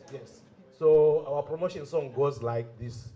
Kuchembera kuda, kuchembera kuda, kuchembera kuda, kuchembera kuda.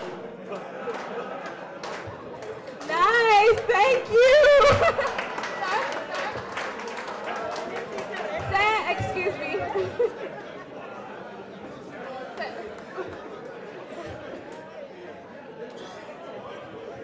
Well, thank you so much from the group. Sir, we have a prize for you for representing the group and for being a brand ambassador. Okay, so we're also going to hear from the second group. Good morning, ladies and gentlemen.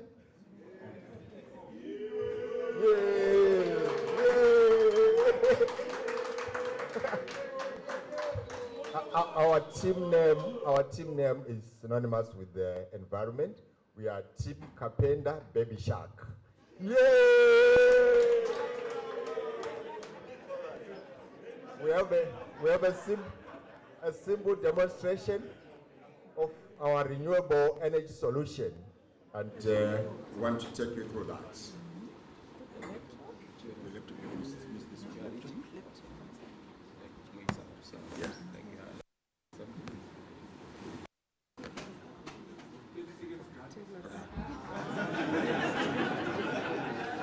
This is our solar solution, providing energy to the nation.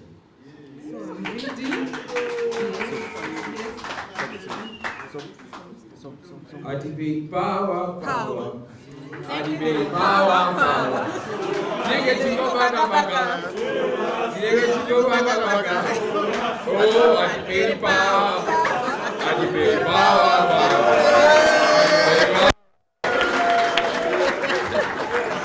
Thank you to the team that came forward. Okay. Thank you. We're going to invite the last group.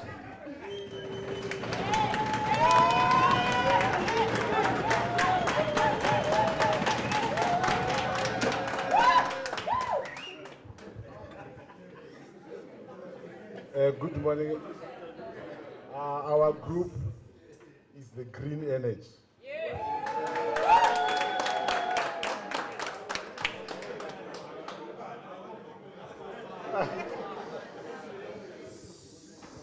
So we go like so.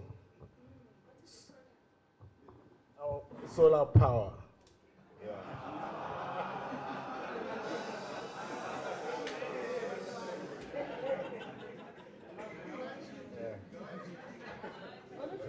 Objection overruled. So we pick solar power. Solar power. 2030. 2030. Zvakarongeka.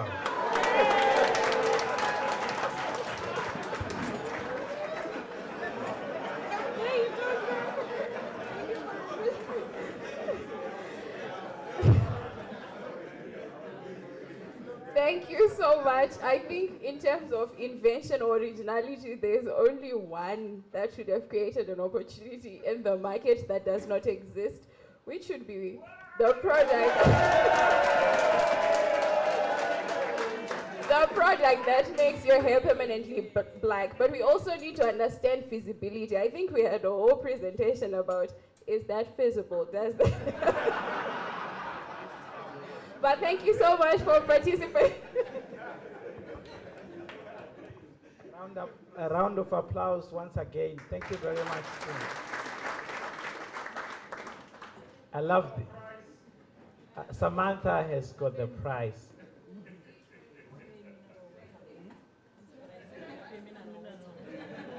I love the energy and the vibe that project managers have.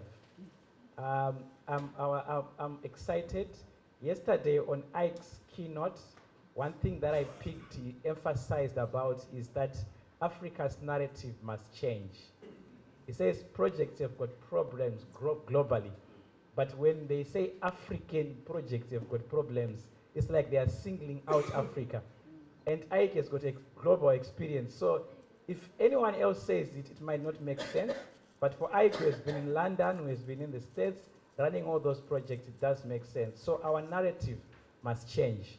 And I thought one group was going to introduce a song and say Nika, Inovakwa, Nevenevayo. Yes. So we are excited. I would like to acknowledge our sponsors once again. We want to give a round of applause to them. Econet Wireless Zimbabwe. Ideal Solutions.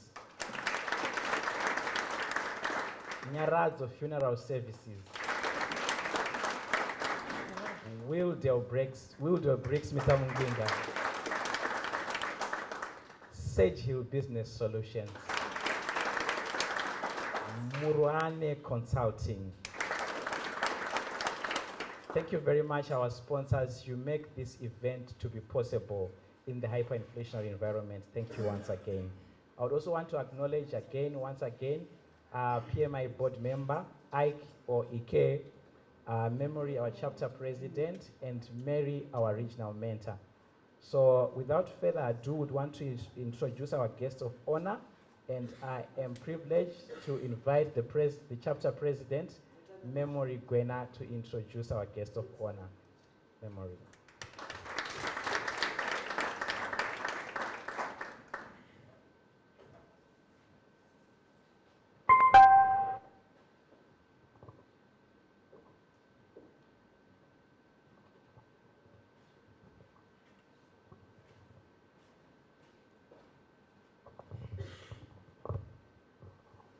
Good morning, everyone. Welcome to our second day of our 2023 annual conference. Are you all happy? Yes. We are all enjoying, I can tell, with the amount of energy. Yeah. So we are so happy to have our engineer Marawa among us as our guest of honor. We expected him yesterday, but due to some commitments, he was not able to make it. But we want to thank him for making time to be with us. So I'll just run through his profile. He is the Deputy Chief Secretary, National Coordinator, Flagship Programs and Projects, Office of the President and Cabinet, with over 30 years of professional experience in regional integration, in general infrastructure and development in particular, with about 25 years at senior management and leadership level, including individual consultancy experience.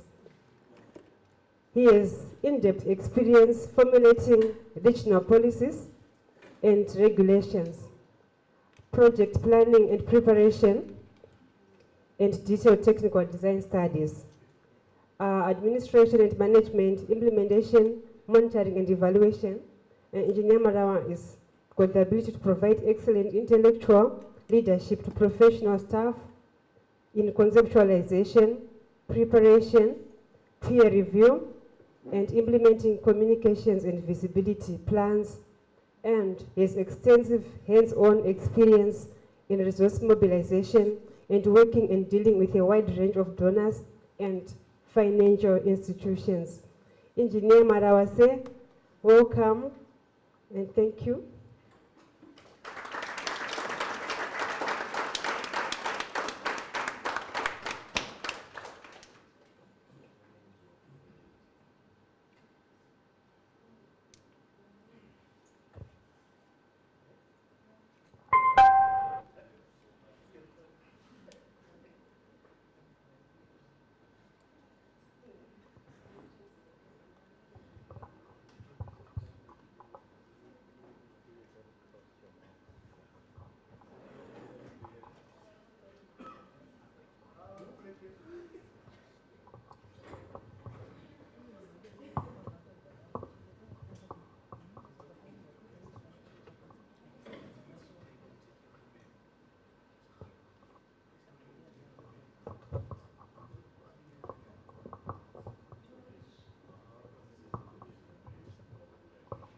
Morning, everybody. Good morning. I used to be a headmaster, and some people will be sent for punishment. I said, good morning. You see, thank you very much. I think that sounds more like it. We don't have to talk about punishment. Madam President, let me begin by really apologizing to say I should have been here yesterday. But given that I have a big boss, sometimes he does not give you his schedule before time, so I had accepted to be here yesterday. But unfortunately, or fortunately for you, madam, now that I know you come from Chivu, the president was officially commissioning the Chivu Dam. So you see, having been in Chivu and to be here also at the same time was almost going to be impossible. So I had to request that I attend this meeting today. And also thanks to the efforts of government, now we have flights almost to all our major cities. So we now have FastJet flying to Harare, from Harare to Kariba. So I was able to actually catch a flight this morning to be with you. I'm happy to be with you today. Madam President of the Project Management Institute Zimbabwe chapter board members, and I also recognize I was sitting next to Mr. Ike there. I understand he's a board member from the global institution itself, and thank you and welcome to Zimbabwe.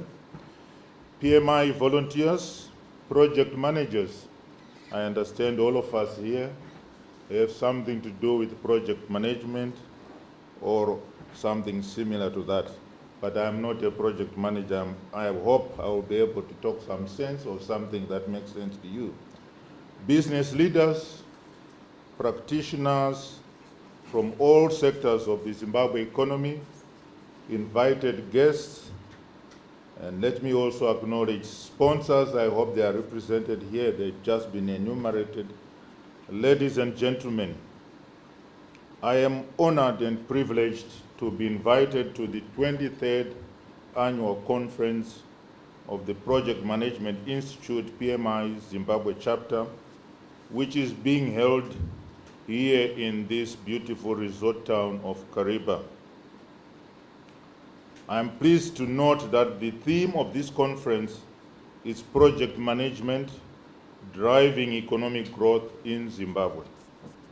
I am also pleased to note that the participants comprise a broad spectrum of key stakeholders from all sectors of the economy.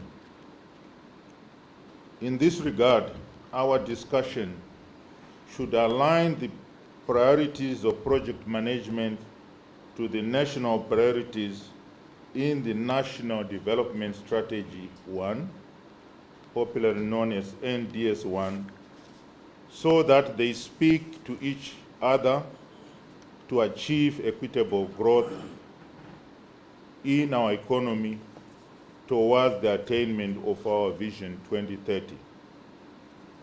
Already, the national vision is aligned to the United Nations Sustainable Development Goals, SDGs, and the African Union's Agenda 2063, as well as the SADC Regional Indicative Strategic Development Plan, to ensure that there is harmony with the international and the regional strategies for development. I mentioned SADC because I think most, if not all of us, are aware that Zimbabwe is a member of SADC as well as a member of COMESA, which are regional integration communities which are striving to ensure that the regions develop at the same space. Indeed, it is time for the global community to move beyond meeting basic human needs and to accelerate efforts to promote dynamic, inclusive, and sustainable development. I am very happy and excited that the theme alluded to above resonates very well with driving economic growth through project management. Indeed, this professional organization you lead, Madam President, is nurturing and developing project management skills for nation building and improvement of livelihoods. Projects, when implemented successfully, and Ike was mentioning also that on time, on budget, and I might dare add that meeting the prescribed standards and specifications. These projects can be a game changer and contribute to the gross domestic product of the nation. It is my fervent hope that this conference will result in a comprehensive project management framework to effectively complement government in the implementation of national programs as identified in the new National Development Blueprint, the National Development Strategy, NDS1, which is running from 2021 to 2025. It is basically a 5-year medium-term development program. May I take this opportunity to briefly outline some of the major responsibilities of the Office of the National Coordinator, responsible for flagship infrastructural programs and projects. The Second Republic, as led by His Excellency, the President, Dr. E.D. Mnangagwa, identified infrastructure as one of the key economic enablers and is anchored on 5 pillars. That is transport, energy, water, ICT, and national housing development. These, of course, lead to other downstream economic activities and other attendant benefits along the value chain. In view of the foregoing, the overall mandate of the Office of the National Coordinator for flagship infrastructure programs and projects is to coordinate implementation of high-impact infrastructure programs and projects, to oversee the National Port Authority systems development, and this is the institution that manages our border ports, that is land borders. You will be aware that in terms of airports, we have the Civil Aviation Authority of Zimbabwe, as well as National Airports Company.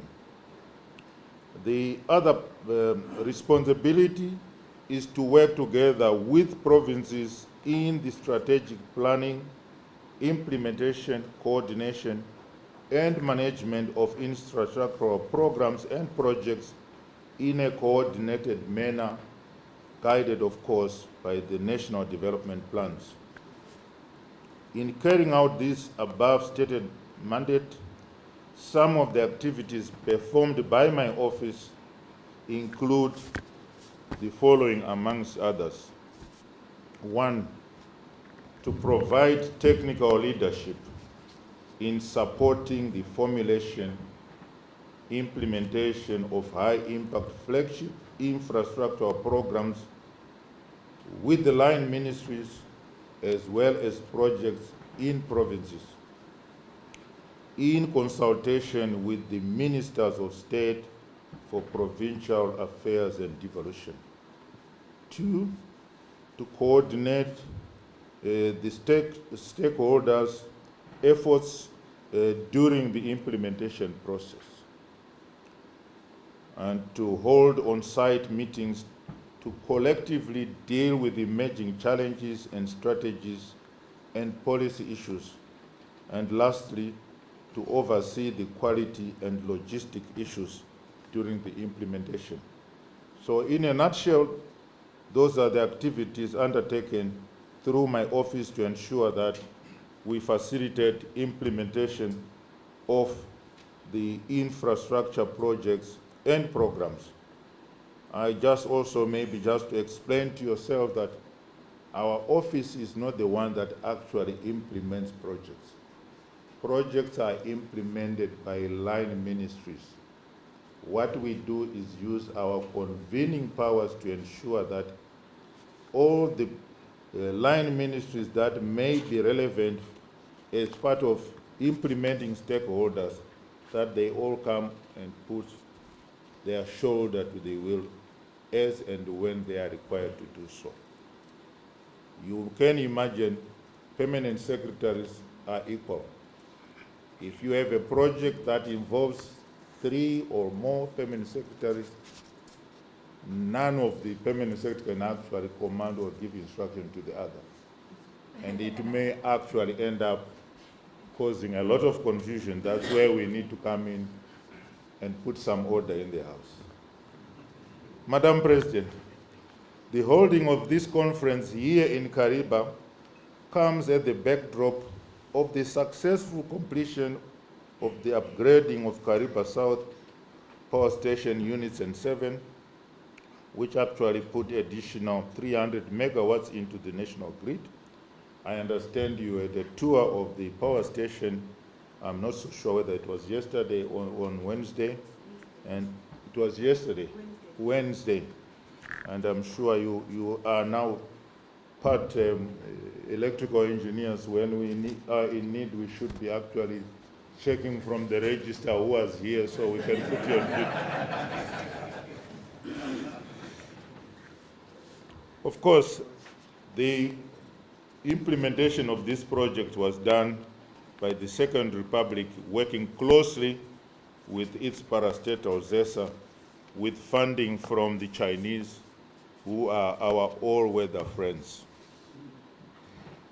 Some of the other major projects and programs being coordinated by my office include the following, but this is not the entire list. This is just a selection of the projects that we are dealing with.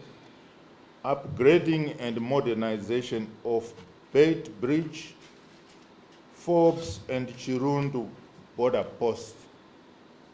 You will be aware that His Excellency, sometime last year, commissioned the Beit Bridge border post, and we are now about to complete the activities. The works there, we are about 98% complete, but we have started work on also upgrading facilities at Forbes border post, which is between Zimbabwe and Mozambique to the east, for our colleagues who may not be familiar with Zimbabwe's geography. and Chirundu, which is not very far from here, just downstream along the same Zambezi River, which is the border between, second border between Zimbabwe and Zambia.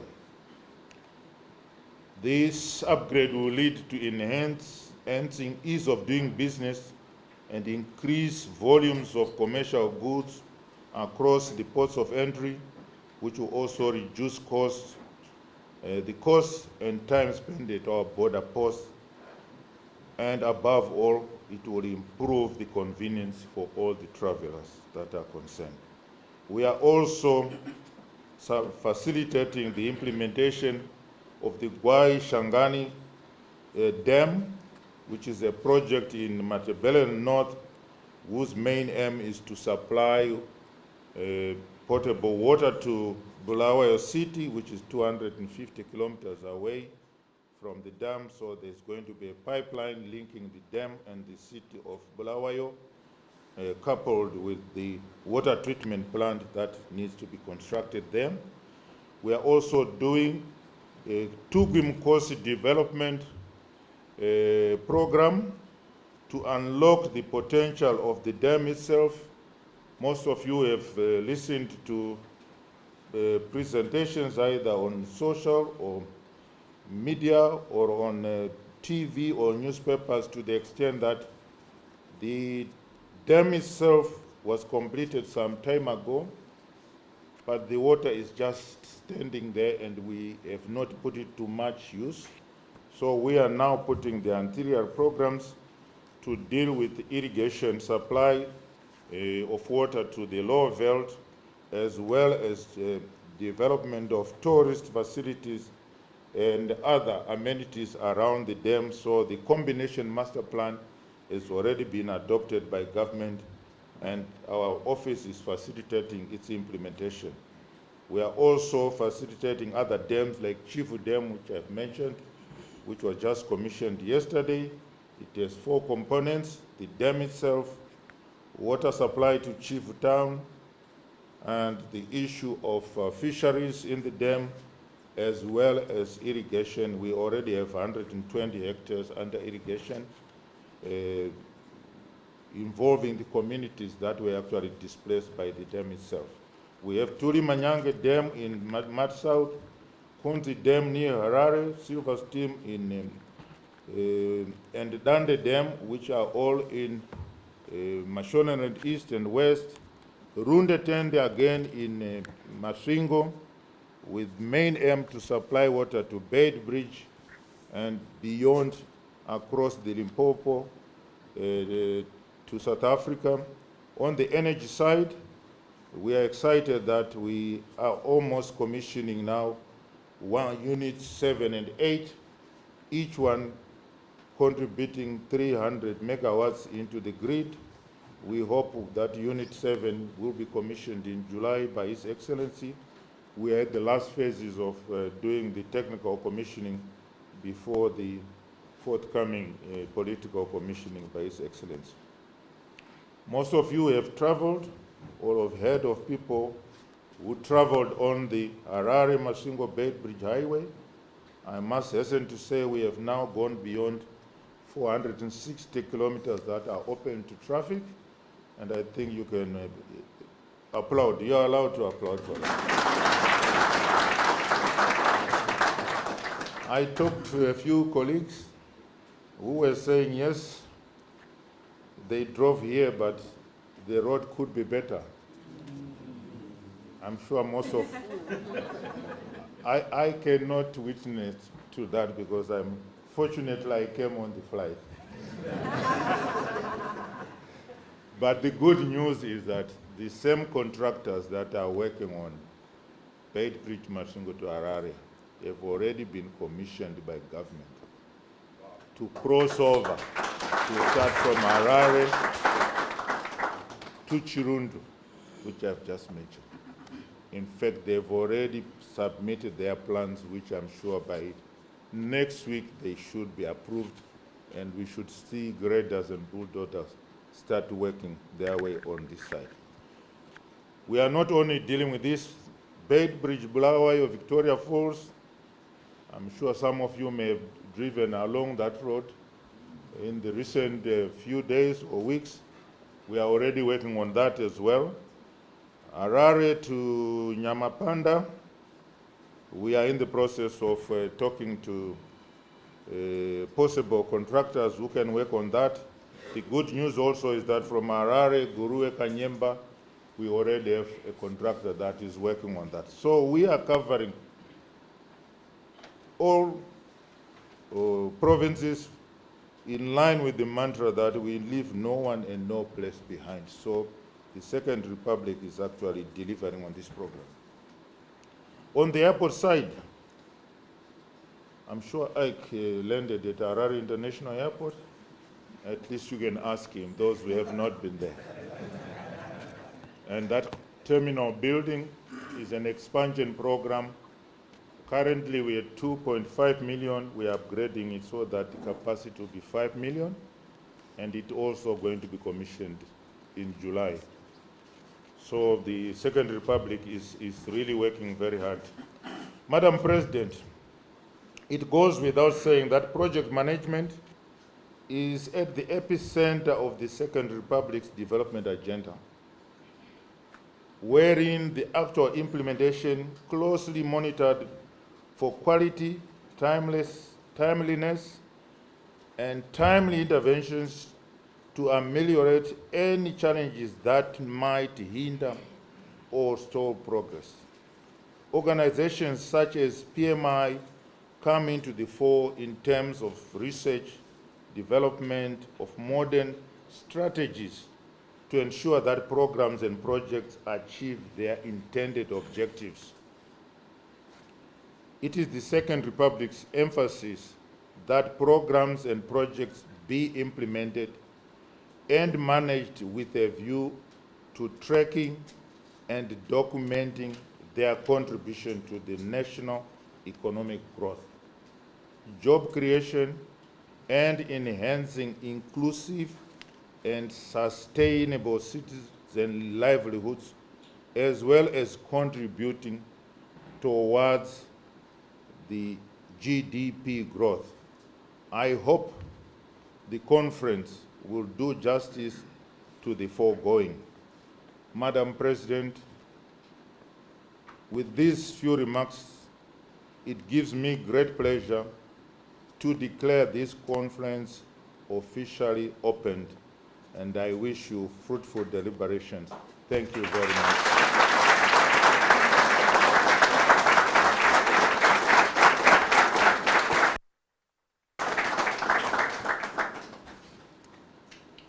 Madam President, somebody laid an ambush on me,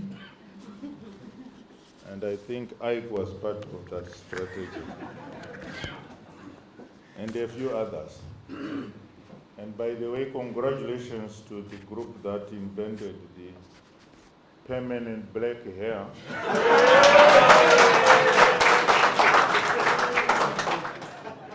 I thought your main target was me.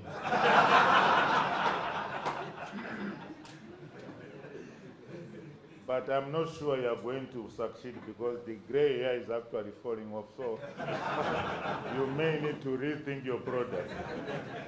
So that is permanent regeneration of hair.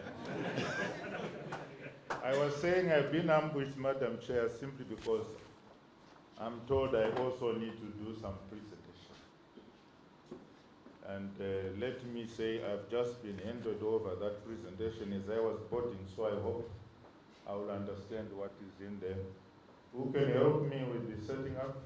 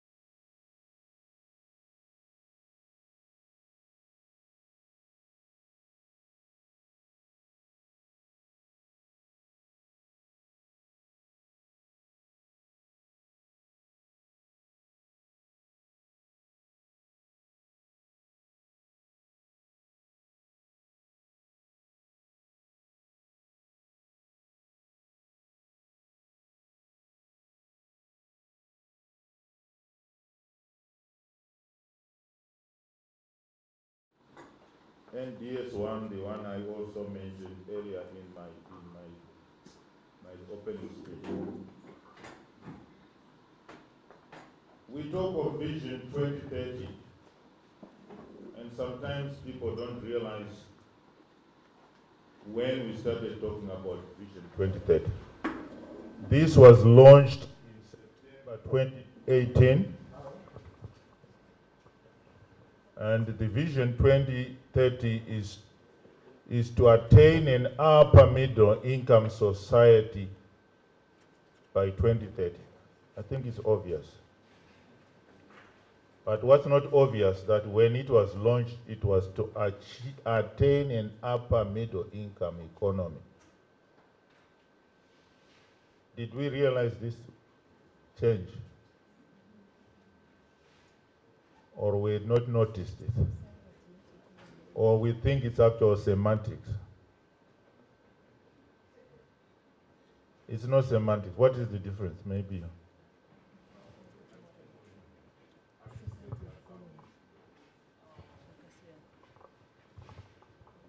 Yeah, so I can say there are some developments we have noticed since 2018. The Bait Bridge road you have talked about. If you travel, yes, the Mashingo road is actually a marvel to travel on.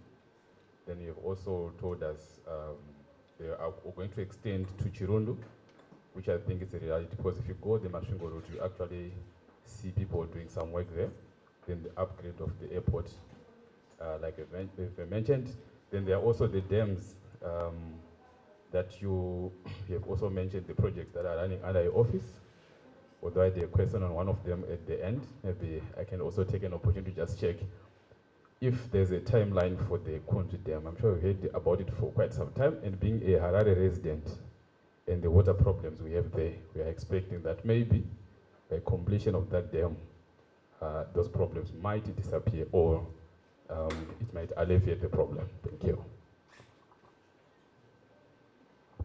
Thank you very much, my assistant presenter. So when you have questions, please make sure you also answer some of them. At least he was listening. Now, Kunzi Dam will come back. We'll come to it in the presentation. Is there? But I think it's a pertinent question. Okay, to attain an upper middle income society by 2030, which is a variation from the upper middle income economy. You will find in the next slide, the income economy is tracking GDP. Society tracks gross national income. There is a slight difference. Gross national income and the GDP are not the same. So the Vision 2030 aspires to achieve an empowered and prosperous upper middle income society by 2030. This will actually improve the quality of life of the citizens. It reduces, obviously, unemployment, and the economy itself will actually have a sustainable economic growth, and we will reduce ultimately, which is the impact, we will reduce poverty.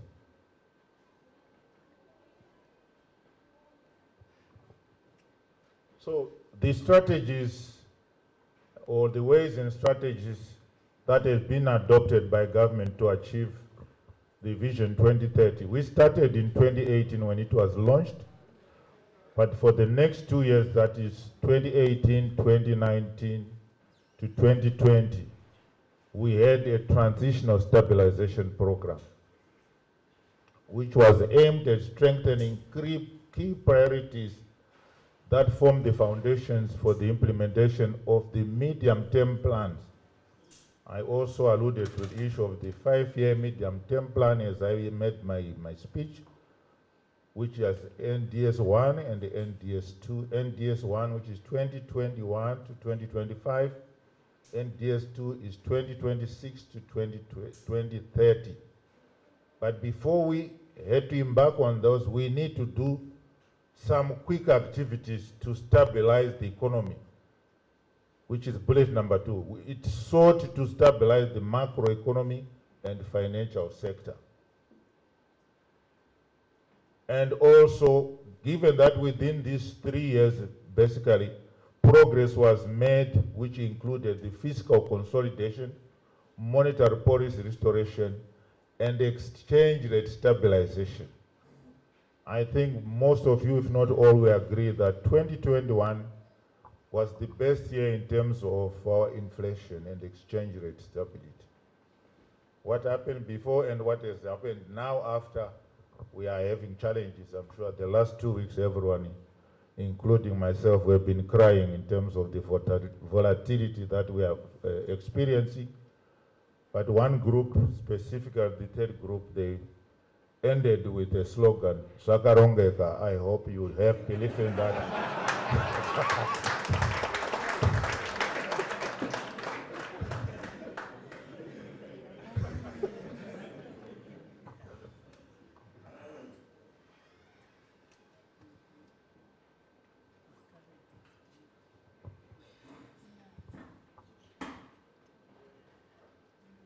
The National Development Strategy, if you can allow me, I think we have skipped one slide which I haven't seen here.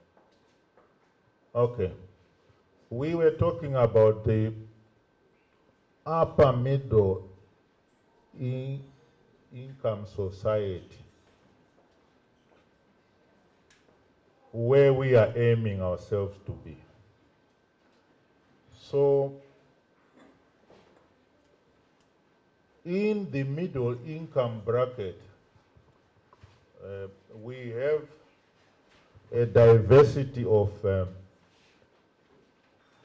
countries, basically, by region, by population, by size, which are actually spread within the lower middle income society group, upper middle income society group. But the upper middle income, currently Zimbabwe is in the lower income group.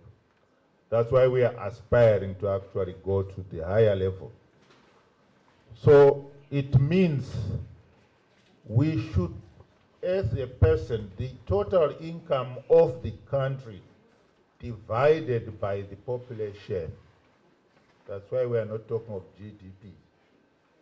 GDP is actually income generated from the productivity activities of a nation, divided by. But here we are talking of an income which can actually either income from receipts, Mukuru, Western Union, people sending us money from abroad, it contributes to a national income. So the totality of what is earned by the nation, whether done from the territory of the country or from outside, that's the total income which is earned by the country. And we divide it by the total number of the population, which now gives us our gross national income per capita for that. So we should be aiming to earn for each person, in terms of that calculation, anything between 4,046 US dollars to 12,053 US dollars. Countries that earn from that place, we are in the upper income bracket. And that is our target when we talk of Vision 2030. What are the examples of some African countries that are actually in that group? We see the Algeria, Angola, and you can see why Angola is in there. Mostly it's also because of the oil. Some are actually natural resources that are the ones driving the national income. Morocco, Mauritius, they're doing mainly financial services and other services in terms. Equatorial Guinea, again, in terms of oil. Botswana, diamonds, Seychelles, again, services, tourism. Namibia, again, mineral wealth. South Africa, and to extent, I will put Nigeria in there, it's because of the status of their economy, industrialization. I think one of the two most industrialized nations. So you see, that's where we are targeting to go within that bracket itself. Our neighbors are doing it, I'm sure we can also attain it. Allow me to go further to the areas that I proceeded to, but this thing is not working. Okay. It's moving slower than me. I don't know which kind of ICT we have here.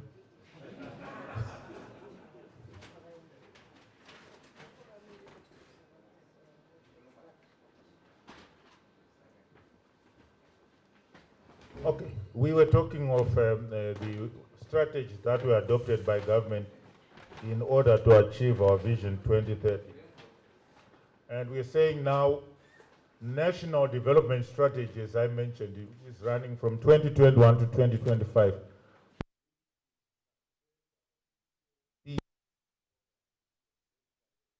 preparatory phase to allow us, once we establish macro sector and all the attendant issues, that we could now embark on a medium or first medium-term plan, which we are calling National Development Strategy 1. This was launched by His Excellency on 16 November 2020, but it took effect on 1 January. You'll be aware now our budgeting is unlike before where we were doing June, or was it July to March, or March, there was the end of the year. In other countries, they're actually doing June, but we have now adopted a calendar budget. So we start from January to December. It's a 5-year medium-term development plan towards the realization of Vision 2030. NDS1 outlines strategies, policies, legal and institutional reforms, and the programs and projects. For us here, it is the programs and projects to be implemented over the 5-year period.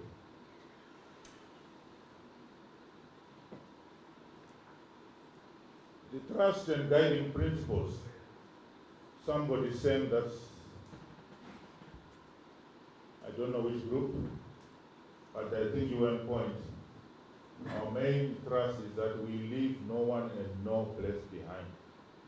And if you look from the projects that I actually outlined, some of them, it means there is development going in all the 10 provinces, including Harare and Ikunzi, for my assistant representative. Emphasis on bold policies and strategies that will transform the Zimbabwean economy. NDS 1 is underpinned by managing for development results being implemented through the integrated results-based management IRBM system. Others, they just use the whole of government approach. It's the same thing. This is more technical. I think if you want to appear intelligent, you use this, but if you want to talk like me, we just say whole of government approach. NDS 1 emphasizes macroeconomic stability. Whether we are going to achieve that is something, but that is the emphasis. That is really what we are aiming to achieve. As key ingredient in the realization of the strategy, outcomes and targets.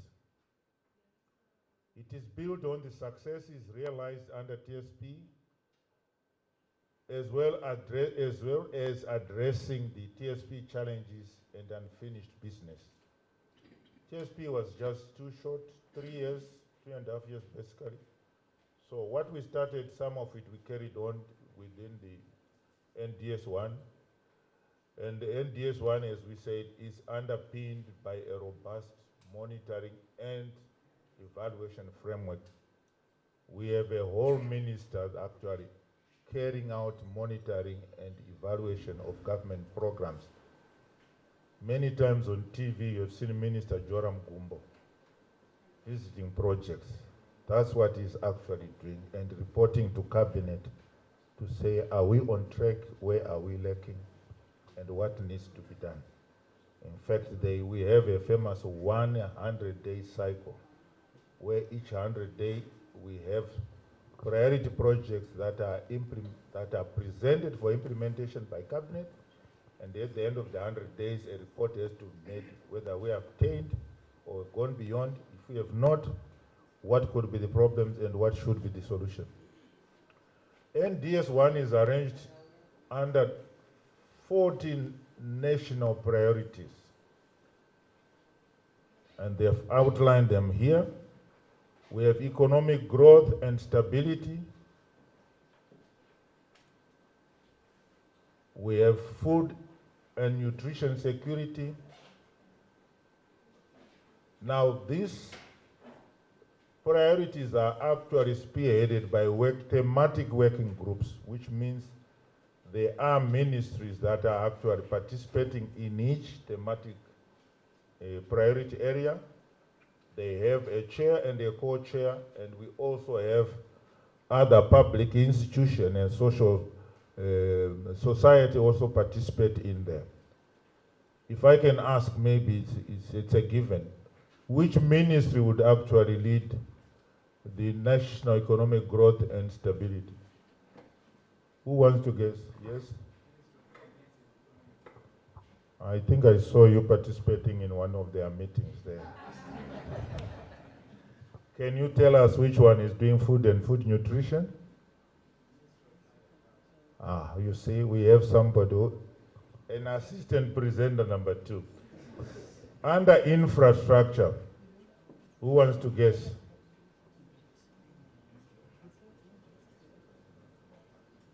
Minister of Transport and Infrastructure Development. I used to head that before I was kicked out. But who would be the co-chair? Any guess? Say it again. Their member. Energy, just to take you out of your misery. But local government. Energy is there, housing, ICT, and others, tourism. So you'll find that it's not ministry specific, it's a working thematic group comprising different ministries. In other thematic groups, they could be members, in others, they are chairing. Finance will have, transport will have, everyone else is in there, but they are the ones chairing. In other groups, they are also members, but they are not chairing. They would be in infrastructure, they will be everywhere, because you need funding for any of the programs that you are doing. Project management and economic growth in Zimbabwe in the context of NDS1. Madam President, you can present this, I'm sure. This is now addressing you. We are talking that the planning, implementation, and management of programs and projects will be done through thematic working groups, as I have explained. Programs and projects should be aligned to the national priorities, Vision 2030, and the United Nations SDGs. And of course, the obvious thing that SDGs and Africa Agenda, they have a convergence. In fact, one is superior in terms of order of things. We are all members of the UN. Any regional groupings, AU being one of them, of course, our programs must then also be aligned to the programs that we adopt at the UN level. NDS1 calls for management of programs and projects for development results, MFDR. Management for development results emphasizes achievement of results that positively impact on the economy and people's livelihoods. It clearly outlines national priorities, key result areas, national outcomes, key performance indicators, targets as parameters in project management. And this one dictates that, I think there's something that we missed. Project management be supported in the national budget through program-based budgeting, and this has been adopted by all ministries, departments, and agencies. That MDA just means ministry, departments, and agencies. Project management in the context of NDS1 should fully integrate national planning, national budgeting in line with integrated result-based management principles. Project monitoring and evaluation under NDS1 should be through the thematic working groups as guided by the M&E principles. And as I said, the main champion and the one who actually ensures that there is through reporting to cabinet is the minister responsible for monitoring and implementation. Now, within the government context, what are the challenges that we are facing as we do project management? I see there they've put value-added tax, and one would wonder why should that be a challenge?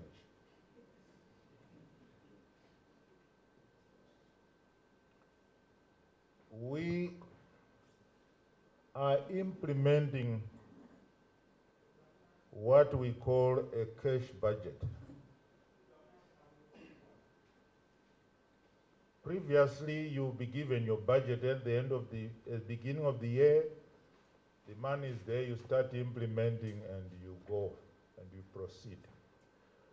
But given the challenges that we are facing with our economy for very obvious reasons, we operate a cash budget, which means Ministry of Finance will allow you to do something they should be able to pay for based on the income they are projecting, and also sometimes they've actually received money that is in the bank.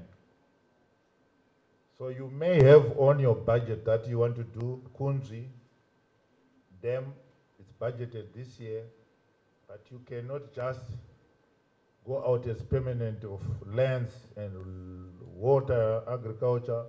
Mr. Basera, you start tendering and awarding a contract. You need then to liaise with Ministry of Finance to say, we want to do this project and this is our cash flow projections in terms of payments. Then they will say, yes, go and do that. VAT in this high inflationary economy becomes an issue in two ways. Government is requiring that contractors pay VAT on their own projects. And the VAT they get as part of their interim payment certificates, they need to pay back to who? To Zimra. So if you have $100 million to do a road, and your road, for example, says $500,000 per kilometer, how many kilometers would you do? Somebody, 100, 200 kilometers. Somebody, I wrote teacher in India at 20.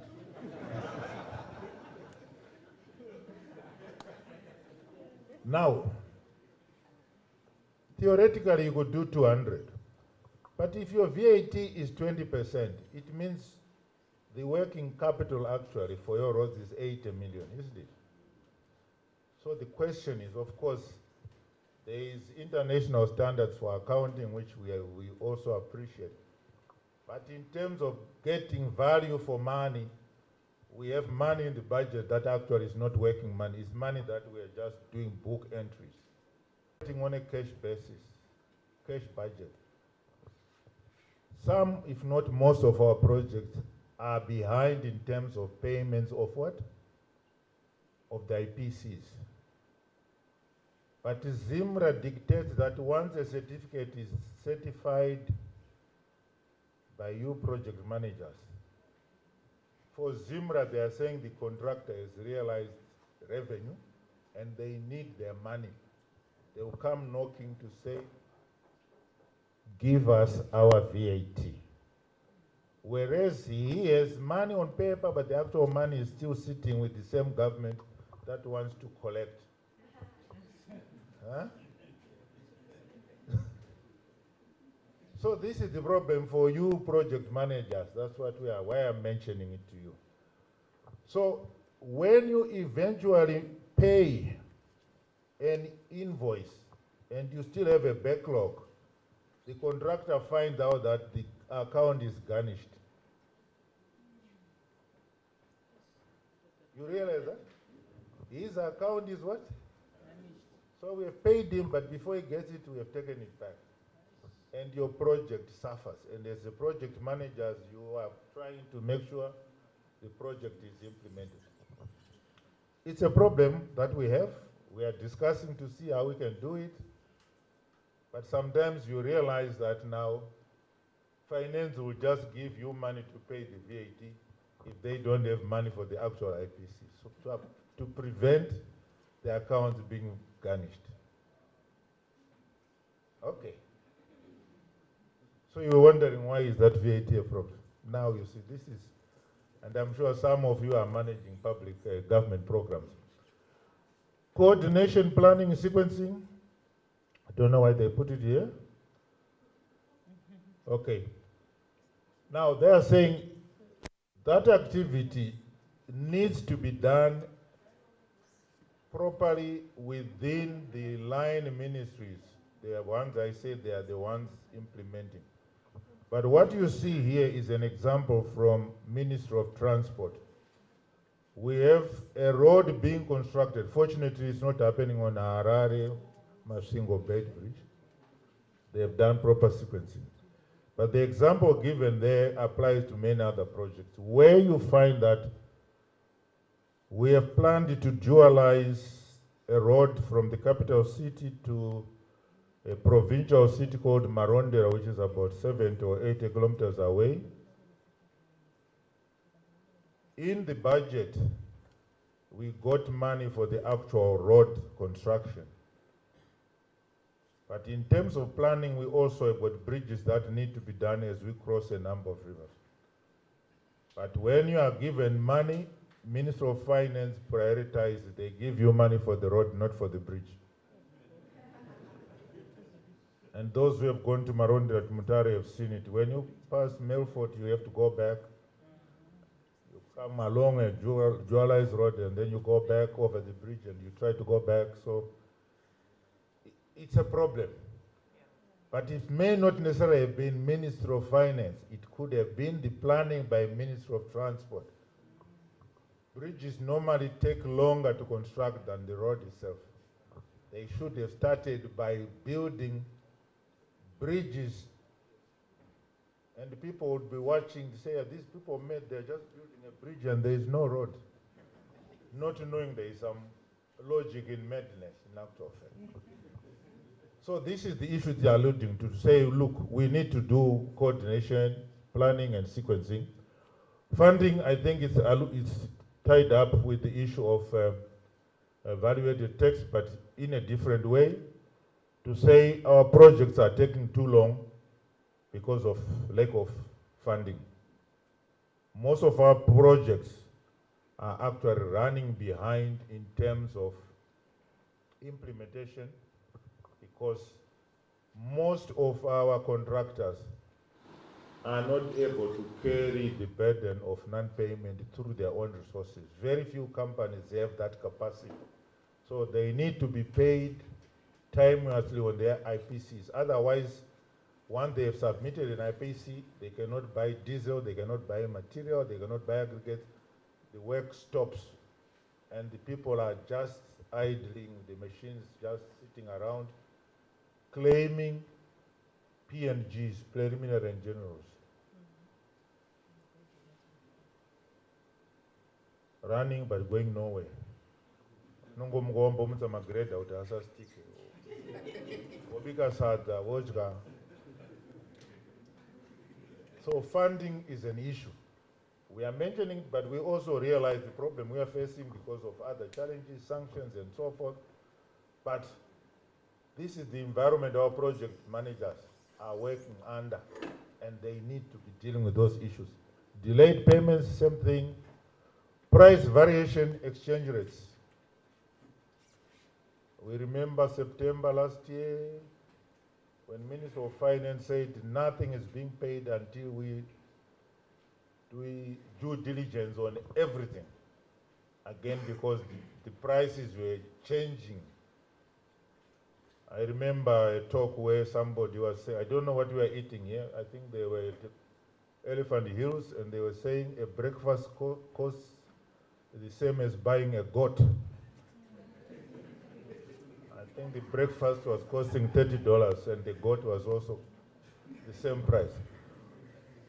But I think the price variations, if the experience of the last 2 weeks or so is anything to go by, you can see where we are going. You go for a quotation today, you are a project manager, you want aggregate. Before you are paid your IPC, your quotation is already, a day is too long. So it is something that you have to be dealing with on a day-to-day basis. Procurement can be an issue. Government actually, we reformed our procurement, but work was not stopping. And it took us time to also learn the new procurement rules. It delayed when it was introduced because we needed to create PMUs, procurement management units. Before you could proceed, every ministry needed to do that. For Ministry of Roads, some things were being bought in the provinces, but with this requirement, everything had to be done at head office until they had to learn the whole thing, so it delayed the project implementation. Now the issue of budget, that issue of devolution funds, I think is coupled with funding, to say we also try to do everything with very little, which is impossible. We are given devolution funds, they go to the provinces, they want to do clinics, they want to do roads, they want to do school, they want to do everything. So they start the projects, and they put a little bit here, they do the foundation, it runs out, here they do something. Again, it means our planning, we need to cut our jacket according to the cloth that we have, but the political pressures are always there.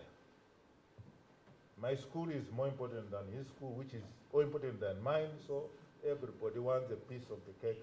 In the end, we just put everything there, and nothing is completed, including Kunzi Dam.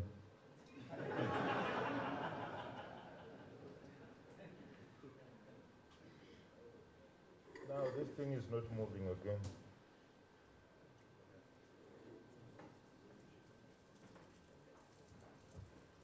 We are coming towards the end anyway.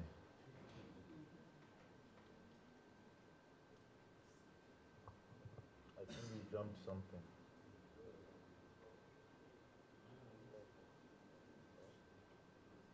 Okay. Okay. So I think we downloaded the wrong one. It doesn't matter. So these are just pictures of some of the projects which I have already mentioned earlier. Some I have not mentioned them. This is the famous Mbudzi roundabout. I think Ike is wondering why are we rounding about where. This is this is a traffic interchange. I think that's what you call it in Nigeria, isn't it? So we have a major intersection on the south part of Harare. So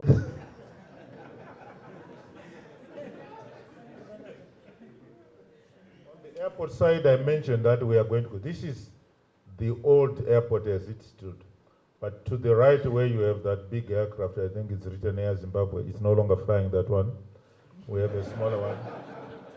That green field, we have put an extension of that terminal, which is what you saw when you landed, which is now going to give the total capacity to 5 million, as I said. The famous Gwai Shangani. So this is a concrete dam, reinforced concrete dam. As you can see on the picture, work going on. The height, total height will be 72 meters. And I think at this height we are about 39 meters, so we still have, can do the maths to go to the total height. This was, I think, in November, we're doing the pouring of that concrete. We started 26 October and finished 6 November. Again, the issue of funding. We are waiting to be paid so that we can continue. We have not done any pouring of concrete. Although the works constitute 70%, but we are stagnant. We are fighting to get funding for that. This project has got 4 components: the dam itself, the pipeline, and also irrigation along the pipeline. But we are also going downstream, which is this side of the dam. We are going to put a 10 megawatts power station as well.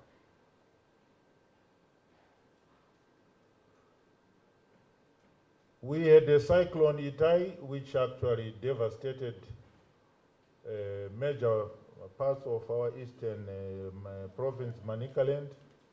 The government intervened and had to redo most of the roads were actually wiped away, including the bridges. So we're just a cross-section of the work that we undertook to bring a restoration of infrastructure that was devastated in that region. The famous Harare Beit Bridge Road, just a cross-section of some of the sections that have been completed. I talked of Wange, Unit 7 and 8. Unit 7 is the one to the right of that column, which is black and white, red and white. Unit 8 is the one to the left. So Unit 7 is going to, is already putting into the grid, depending on what tests we are performing in terms of the commissioning. But its maximum when it is commissioned will be at 300 megawatts. So is the actual identical. We are expecting to finish the commissioning, technical commissioning. What we are doing are performance guarantee tests. The contractor has to demonstrate that he has installed all the systems and they are performing according to the original equipment manufacturer specifications. They cannot hand over that project to the operator without the performance guarantee warranties. If anything goes wrong, then it can't be repaired by the manufacturer. So we have to do those tests. After we did the reliability test, now we're in the last section. 23 June, we'll finish. 29 June, will be given the certificate commencement of operation date. That's the handover to the power utilities ESA. Say we have finished construction and everything is ready, and now it's commissioned, technically it's working. 29 September, we are hoping to do the full commissioning also of Unit 8, which means in October we should be having constant 600 megawatt supply of energy from Wange alone. Then we'll start on the task of rehabilitating units 1 to 6 so that they can also be brought to give us better output. So that is what we're doing under the Wange Power Station. This is our new parliament for Zimbabwe, which is in Harare, but in a place called Mount Hampden, where we are actually constructing a city, new administrative city. Some of you may have heard that Cairo is actually doing the same thing. They are constructing a new administrative city.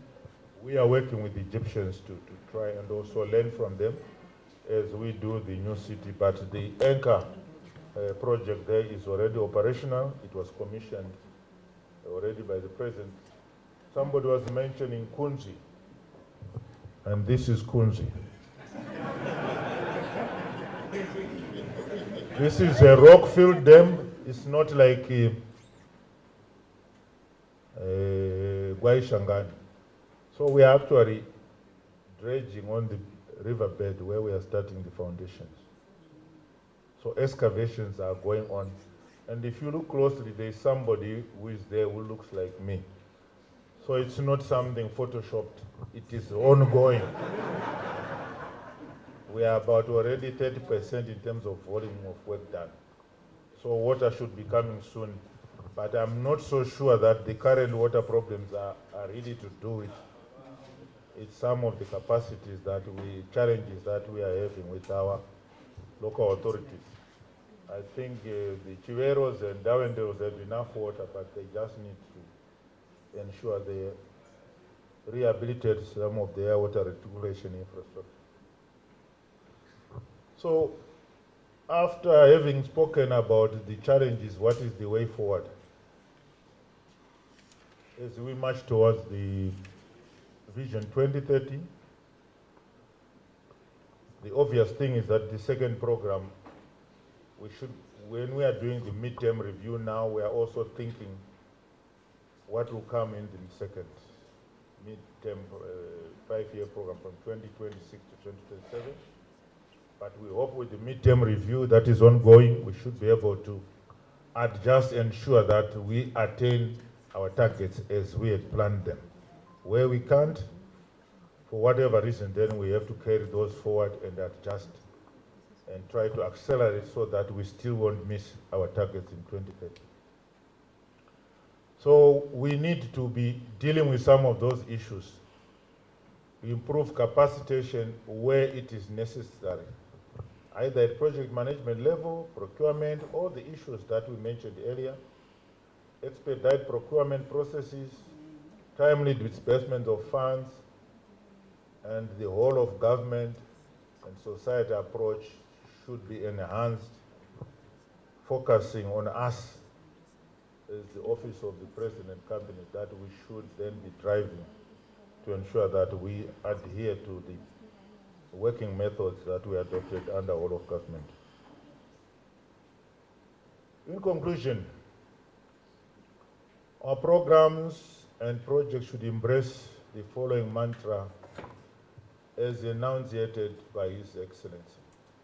You all realize whenever the President is giving his speech, addressing rallies, commissioning things, he always emphasizes on these things. At Zimbabwe, we are open for business. But in so doing, we are also saying we should be the ones to develop our own country. We welcome investment from the international community, but the priorities must be determined by us, and those who want to work with us should come and help us to achieve our own nationally determined goals and targets. And we are doing so brick by brick, stone by stone. Is simply to say, with our own resources, we may not be rushing too much like others, but we will do it slow but sure, brick by brick, stone upon stone, leaving no one and no place behind. And we have to acclaim that we are a friend to all and an enemy to no one.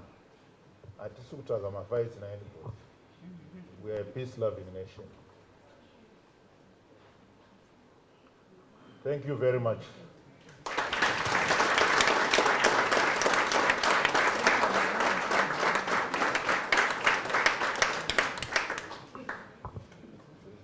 There is a video which we ran at the ZITF, but it's very short, but I think it just summarizes what I've just said. You can play it for them. Thank you very much.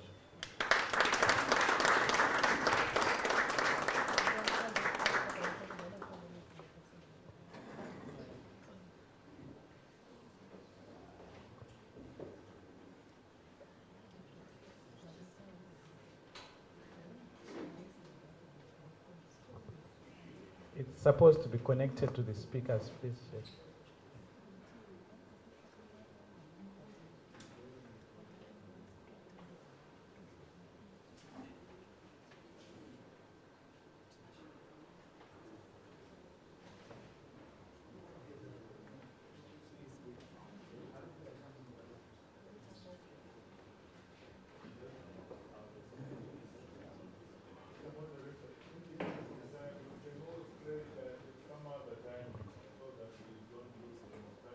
Thank you very much, Engineer. All right, let's give a round of applause to Engineer Marawa.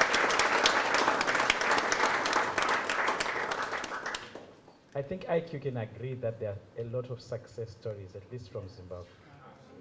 Yes. So we are going to have a time for questions. So I've asked for chairs to come in front. We are going to be having Ike and Engineer Marawa respond to questions. So just and memory our Madam President. So the chairs are coming, so you can move. So the microphone will be moving around with Samantha.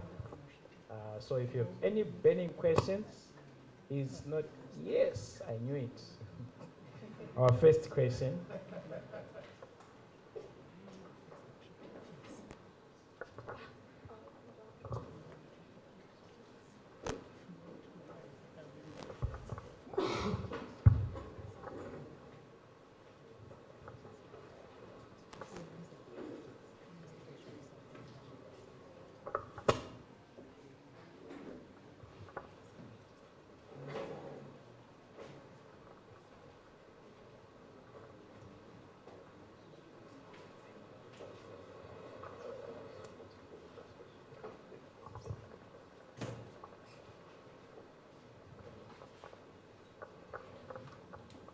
Thank you very much. Thank you, Engineer, for a good presentation, very insightful. The first, it's not really a question, but just a comment to say I'm glad that you have mentioned that NDS1, one of the major anchors there is a robust M&E exercise. Exercises that have to be done so that at least public sector projects don't really fall along the way when nobody really tracks what's really happening on the ground vis-a-vis costs, schedules, as well as specs. Tied to that, do we have also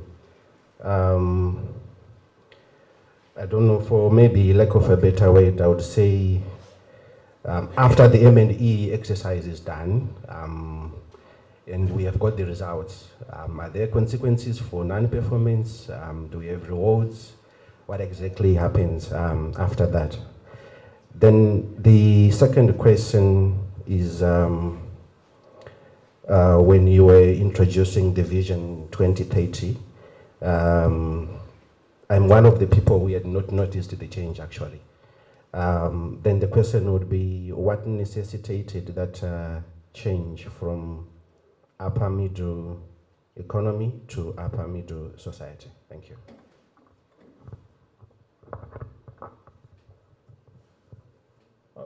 Hello, thank you very much for that question. As I tried to allude in my presentation, to say upper middle economy tracks the GDP of the country. Nothing wrong with that. But upper middle income society is tracking income, the totality of income that is generated by a country. And when you look at GNI, you are actually saying how much is a person earning in a year, based on the totality of the nation's income divided by the population. So it's a better measure of how you are uplifting the lives of the society. Per capita is just talking of the economy. China is actually in the upper middle income. But they are saying in terms of GDP and things, maybe it's going to overtake America. But the Chinese don't want to say they are a developed country, because when they actually divide to come to the gross national income per person, they find that they are still way behind one of Switzerland or these other developed countries. So that is what we are trying to track as Zimbabwe, not the GDP, but to say the real income being apportioned to each individual. To say we are now an upper middle income society theoretically we should all be earning above $4,000 per year. Is that okay now? Okay. The issue of M&E, whether there are consequences. Definitely there are consequences, but within limits. I've already mentioned that we are having accounts of our contractors being garnished, okay? Because lack of funding, lack of resources. But it's not only that. The permanent secretary, if the dam is not complete, which was supposed to be complete in 3 years, when you do M&E, you then say, why wasn't it completed? What consequences do you bring on Dr. Basera for not completing Gwai Shangani in 3 years when in fact he was last paid in December last year for that dam? So I'm saying yes, that's why there is now performance contract for permanent secretaries, for ministers, for chief directors. Every year they are ranked. The idea is try and then do exactly what you are saying. Where they are not failing, where they are failing, not because of other justifiable reasons, of course heads will roll. But where there is justifiable reason for not attaining the result, the target set in January, obviously you can also see that there is reason to be lenient on those people. We started our budgeting system in January. I don't know where's the tracker there. I think our Zim dollar to US dollar was maybe around, was it 300? Now it is 6,000. I saw something written on the check-in there. If you were given a budget of 6,000, it means then now you have a dollar. Huh? So those are the issues that people have to be realistic. We are not going to be dogmatic and be theoretic about things. We have to deal with the reality. I hope it answers you. Thank you, Engineer. So my question is two parts. The first one is, yes, it's good to have an upper middle income, which is an average in terms of those incomes. Do we have measures in place to make sure that that income is equitably distributed, so that you don't have a scenario where you are meeting the target on an average basis, but the majority of the people are actually not earning that much? And the second part of that question is, yes, it's good to have that kind of income, but do we also have measures to ensure that the purchasing power parity is at par with other regional players? I might be earning 10,000 in Zimbabwe, but that 10,000 buys me a fraction of what it would buy in South Africa, for instance. That's the point I'm trying to raise, so that we've seen a certain scenario where inflation in US dollars is actually at way high rates, 20%, 30% in some instances. Thank you. Maybe let me start with your last portion. There is no hiding that there are distortions within our economy.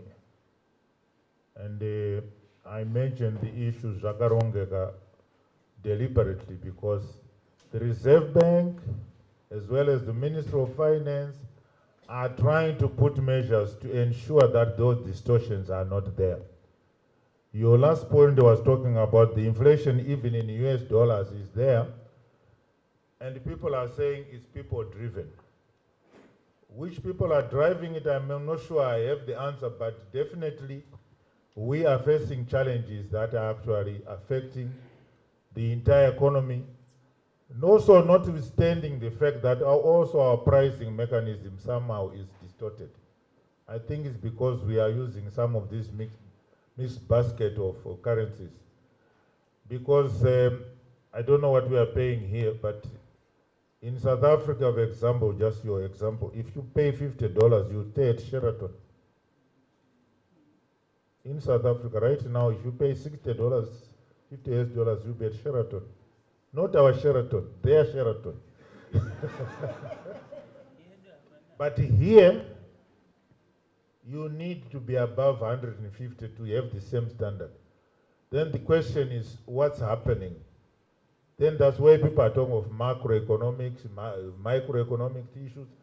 But the ministry and the Reserve Bank are trying really to deal with those issues. And the answers, as you know, they've been CZI, Chamber of Commerce, all the stakeholders are trying to actually say what are the best ways of dealing with the challenges that are induced by these foreign exchange volatilities.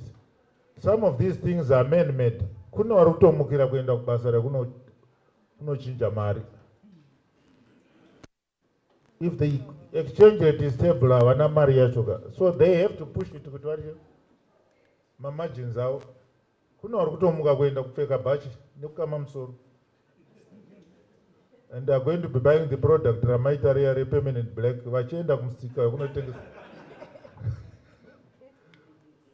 But the other question which I can really maybe try to address, the issue of equal distribution of the wealth. And one of the mantra which saying leaving no one and no place behind is actually trying to address that. I said yesterday the president was commissioning Chivu. The dam is in a rural area setting. The water is actually going to Chivu town. But the community, 60 families that were affected, the government developed 4 center pivots that are actually having under irrigation 120 hectares of wheat, very healthy wheat. Those 60 families together, they actually own that scheme. They own it. The center pivots, the tractors and everything, they are actually being given management, technical services by ADA for free, because ADA is a government institution. They'll be paid by government for the experts they place there. And now they're actually in their 3rd season in terms of, or 3rd crop. They started last year, they had maize, then they had wheat, now they had wheat again. They've just harvested the maize. Those families, right now as we speak, the 60 of them, they are working on the field, getting money. Then they share the dividends after they harvested. Last year, each family got 4,600 something US dollars. A family in the village. They are already in the upper middle income if they were actually individuals.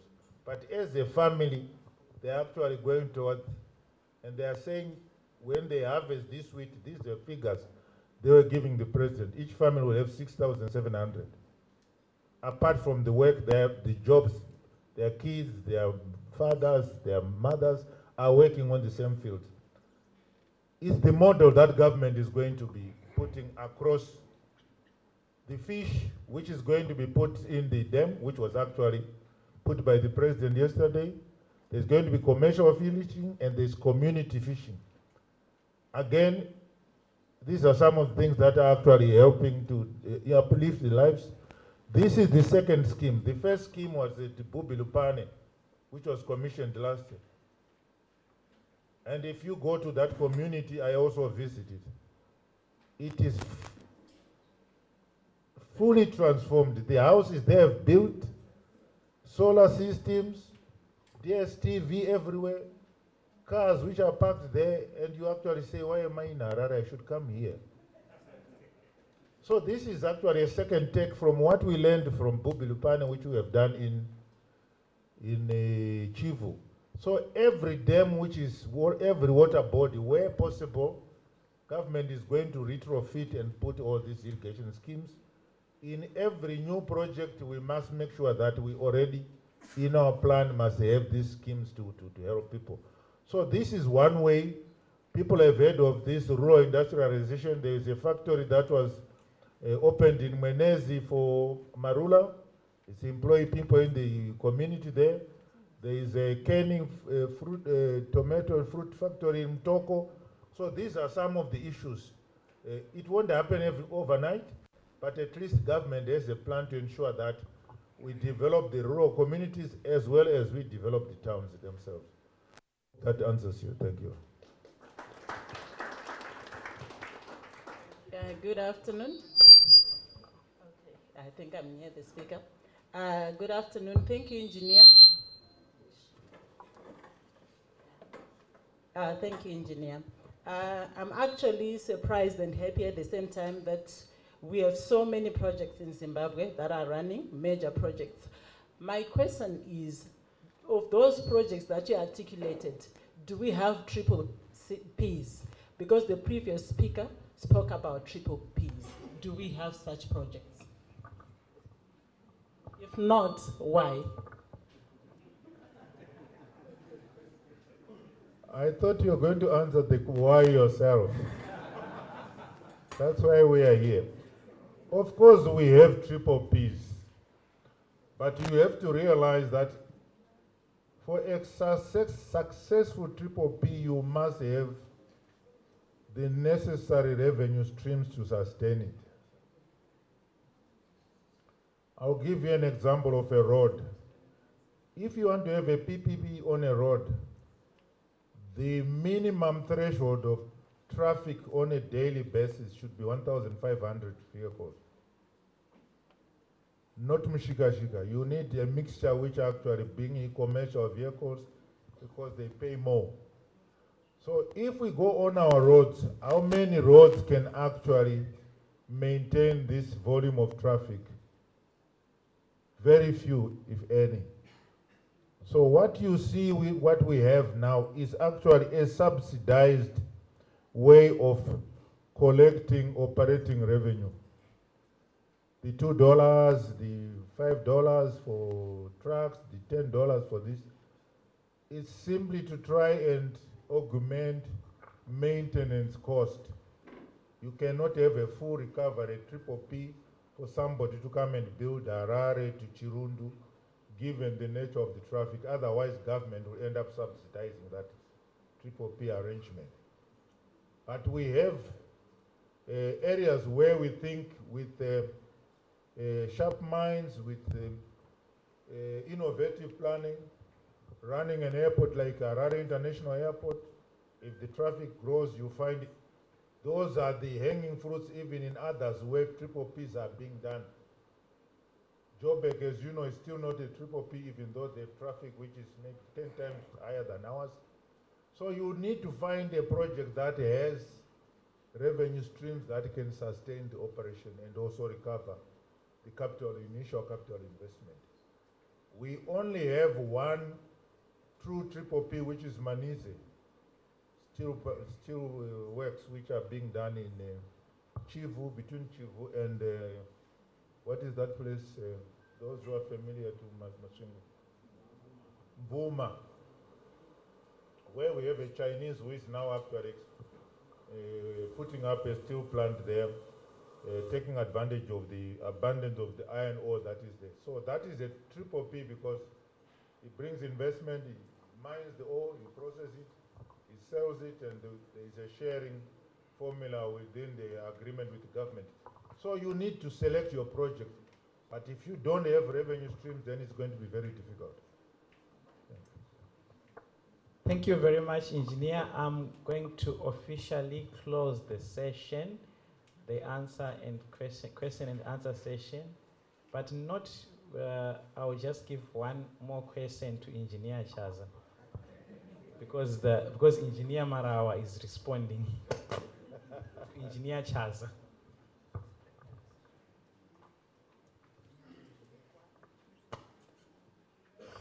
Thank you very much, engineer. Now, all those projects are run most likely by engineers. And I've got a problem with engineers. They are subject matter experts, but they are not very good project managers.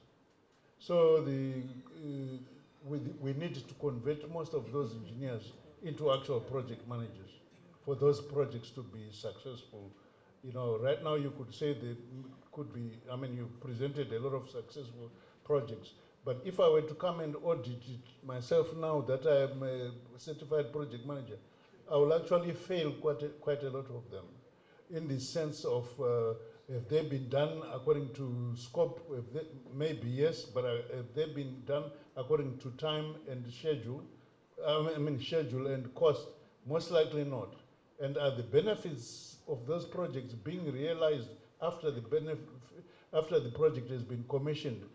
I don't know. You see, all those things need to be actually audited. So I'm just hoping that your office is open to this group to come to have dialogue with you and to find out where we can help your engineers. Say comment, not a question. Okay. Engineer Chaza, you are applying to open a door which is already opened. That's why I'm here.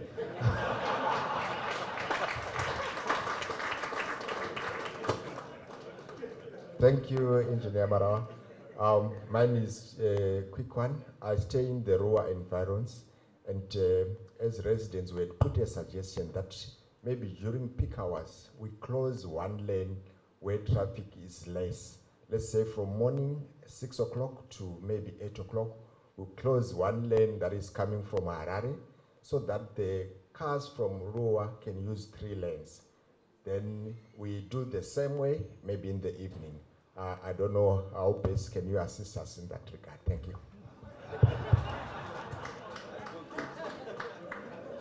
I didn't catch your name, but I think all you are proposing is a traffic management solution, which is already being applied in other countries, by the way. So it's nothing new. But before we go there, we need to tame your mishikashikas and the combis, because that won't work. There will be permanent, people will just think today I want to make 3 lanes going there and 3 lanes going there. It will be chaotic. Already as we speak, you know, the mishikashika and combis, they create their own lanes. So it's a challenge, it's a good idea, but I think we need to move with. I don't know what to do, but enforcement is also impossible because the challenge is the enforcement, the police especially are facing unruly and rowdy drivers. I feel sorry for some of the police enforcement officers who are standing by the street corners with a button stick, trying to stop a combi that is at full speed. In fact, a number of officers have been maimed, some killed even. And sometimes you actually go beyond your way and actually intervene and actually use your car to assist the police to enforce the law. So yes, it's a good idea. It happens in many countries, by the way. They know that from this time, the traffic is actually going, these are now one-way traffic, 3, the next. They rotate as per the direction of traffic. It's something that we should try to work together, but I think the behavior on the road really needs to actually change before we go there. Otherwise, there will be lockjam, no one goes anywhere. Okay. Thank you very much, Engineer Marawa, and thank you, project managers, for the questions. Engineer Charles actually wrote an article on how selfish drivers in Zimbabwe has come. Unfortunately, it's not only Mushikashika. We are equally guilty. You would see a very big man with a government-owned vehicle or a big car going towards against oncoming traffic. So thank you very much, Engineer, and your lieutenants, Ike and Memory. It was such a pleasure. They are still here if we still have any questions. Thank you.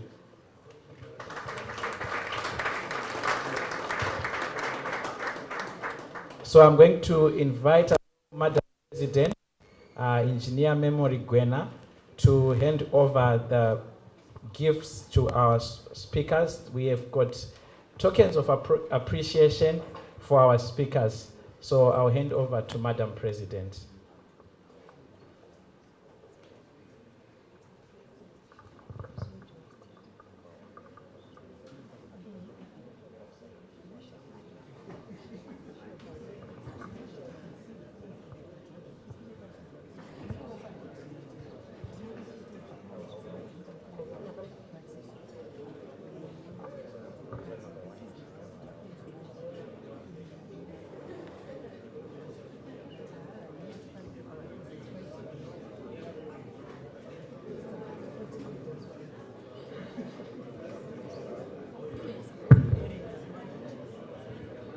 Hello. What an insightful presentation from Engineer Marawa, and we want to thank him so much for being here for us and answering all the questions that we had and opening the doors for us as a chapter. We are so excited and we are hoping for a fruitful journey that is going to help us grow our economy together. Thank you so much, Engineer. Can you give him a hand of applause? Thank you. So we've got a little token of appreciation to Engineer Marawa. Can you please come forward?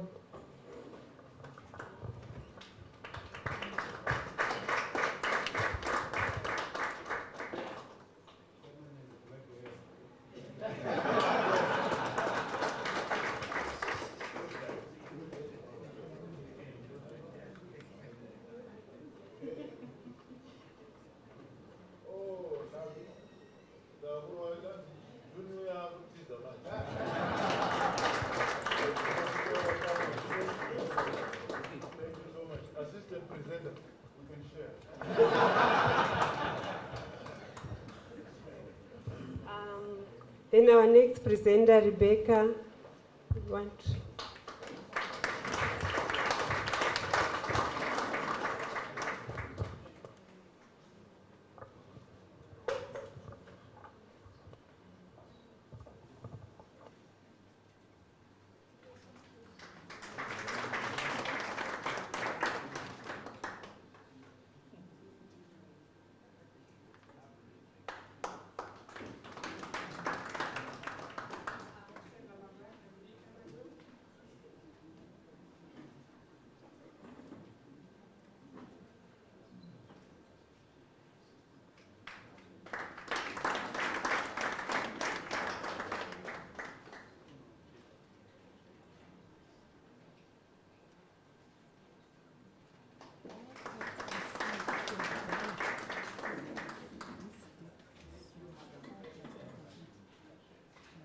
We will call upon our VP Admin, Miriam. VP Marketing, Miriam, to come through.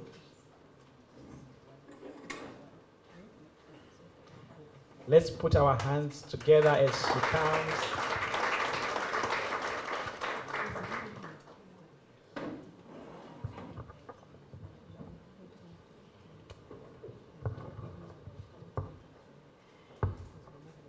Afternoon, everyone. I've been given just a few minutes to speak to you, so I won't take much of your time. So I'm here, I just want to speak about PMI membership. How many of us here are PMI members? Okay, that's quite a good number. And how many are PMI Zim chapter members? Okay, all right. How many are PMI chapter members and are not Zim chapter members? All right, so my speech just got more relevance because I have guys that I want to talk to. So as PMI, we have a number of benefits that you can get from being a PMI chapter, PMI member, and also the local chapter member. So what does becoming a member mean? So many benefits can be accrued from membership, including certification preparations. I understand that for some guys who have certified with PMP, you have had, I don't know how many have joined a WhatsApp group that we used to have, where there were questions and answers and also discussions that were going on. So as a chapter, we also provide that. So feel free to check in with us when you're preparing for your PMI membership. And we also have Ideal Solutions as our partner, who is also trained and qualified and also certified to be a training partner for the PMP certification. And we also have professional development opportunities.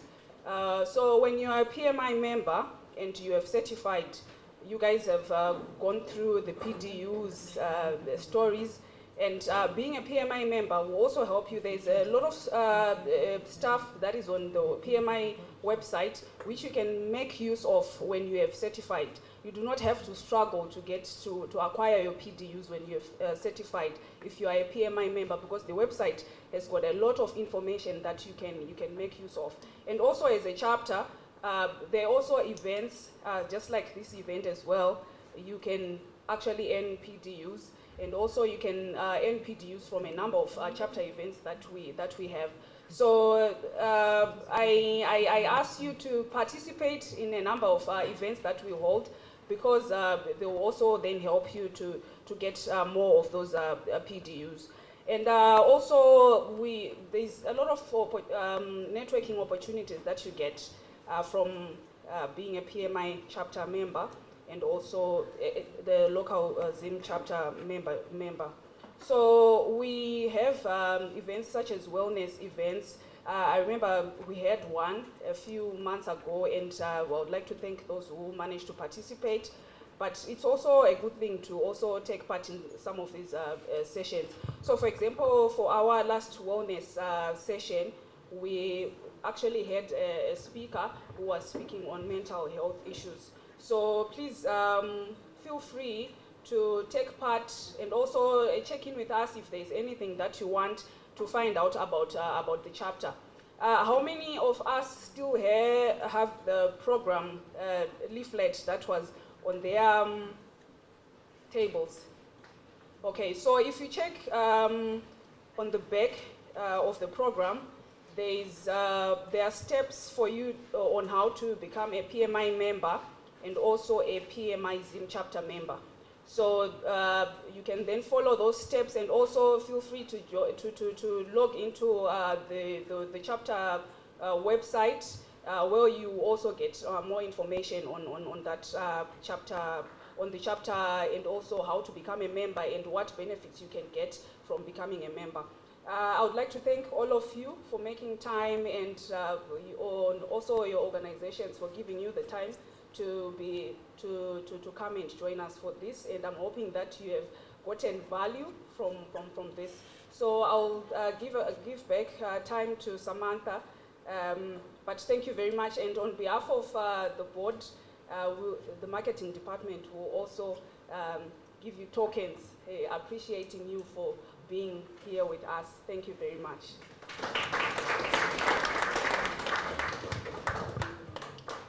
Thank you so much for the presentation with marketing. Some of us have been chapter members and continue to participate in different PMI platforms. So do make use of the opportunities that are given to you. An official thank you to our guest of honor. It was a pleasure to have you. I must say, people had homework on NDS 1. Had you presented yesterday, some people would have had a restful sleep, but I know people people did not sleep, and all of the answers came from your presentation, so we're really grateful for that opportunity. Our event officially ends now. If you're joining us online, we are very grateful that you've been able to be a part of the program since we started day 1, 2, 3. We'll just want to commend you to please keep on following our pages, keep on getting in touch with any information opportunities that may arise from the PMI chapter. We also want to thank Je Suite Communication for the live streaming. They offer their services to different other, also for project documentaries and any other media services. So if you are in need, give Kudama Tambo a shout out, and he will help you in all your different companies. So thank you so much. As we leave, you will be ushered to a different room where you will get a t-shirt, which is your boarding access for the boat cruise. So make sure that you have your boarding ticket. Also it's where you're also going to get your meal tickets. Boarding is at 3, but feel free to assemble earlier because there is a strict departure time of 3:30. So if you have not yet boarded, I am afraid, similarly to what happens to our colleagues on day 1, your chance might be denied. So just arrive on time.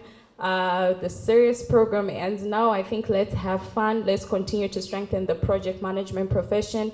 Let's continue to raise economic growth for development in Zimbabwe. Let's utilize the open doors that we have and continue to bring value. Thank you. But before we leave, I'll invite the last word. Obviously, it's very conclusive, but just our VP events to give us a word, because he's done a great event, and we also just want to acknowledge his effort. So thank you so much. We appreciate your work.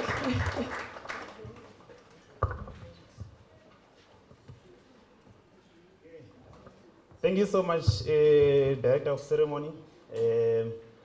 Thank you so much, Engineer Marawa, for being with us. And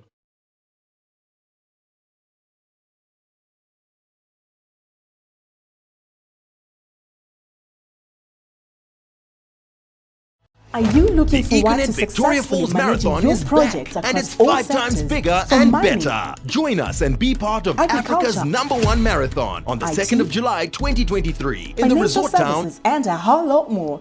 Ideal Solutions is the right place for you. We help you attain internationally recognized project management certification training in project management professional, IGEL certification, business analysis, or Prince 2.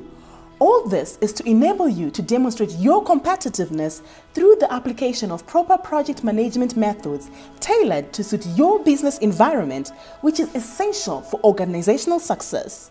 At Ideal, we take you through application process, training, bootcamp, and final exams. To enroll, email us on info@idealsolutions.co.zw or simply visit our website www.ideal.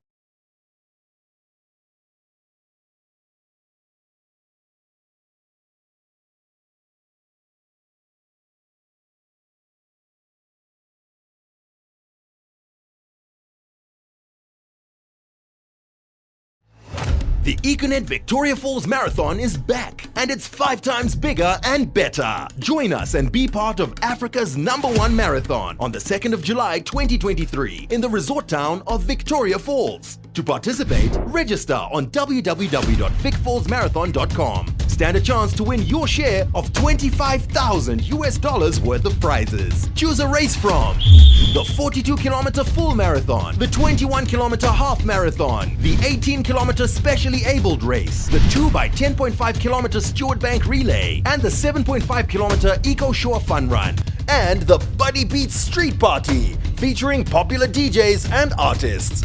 Visit www.vicfallsmarathon.com to register and pay online via EcoCash, Visa, or MasterCard. Come and experience the wonder. It's more than just a marathon. It's a family, friends, and fun holiday experience in the world's 7th natural wonder. Econet Wireless.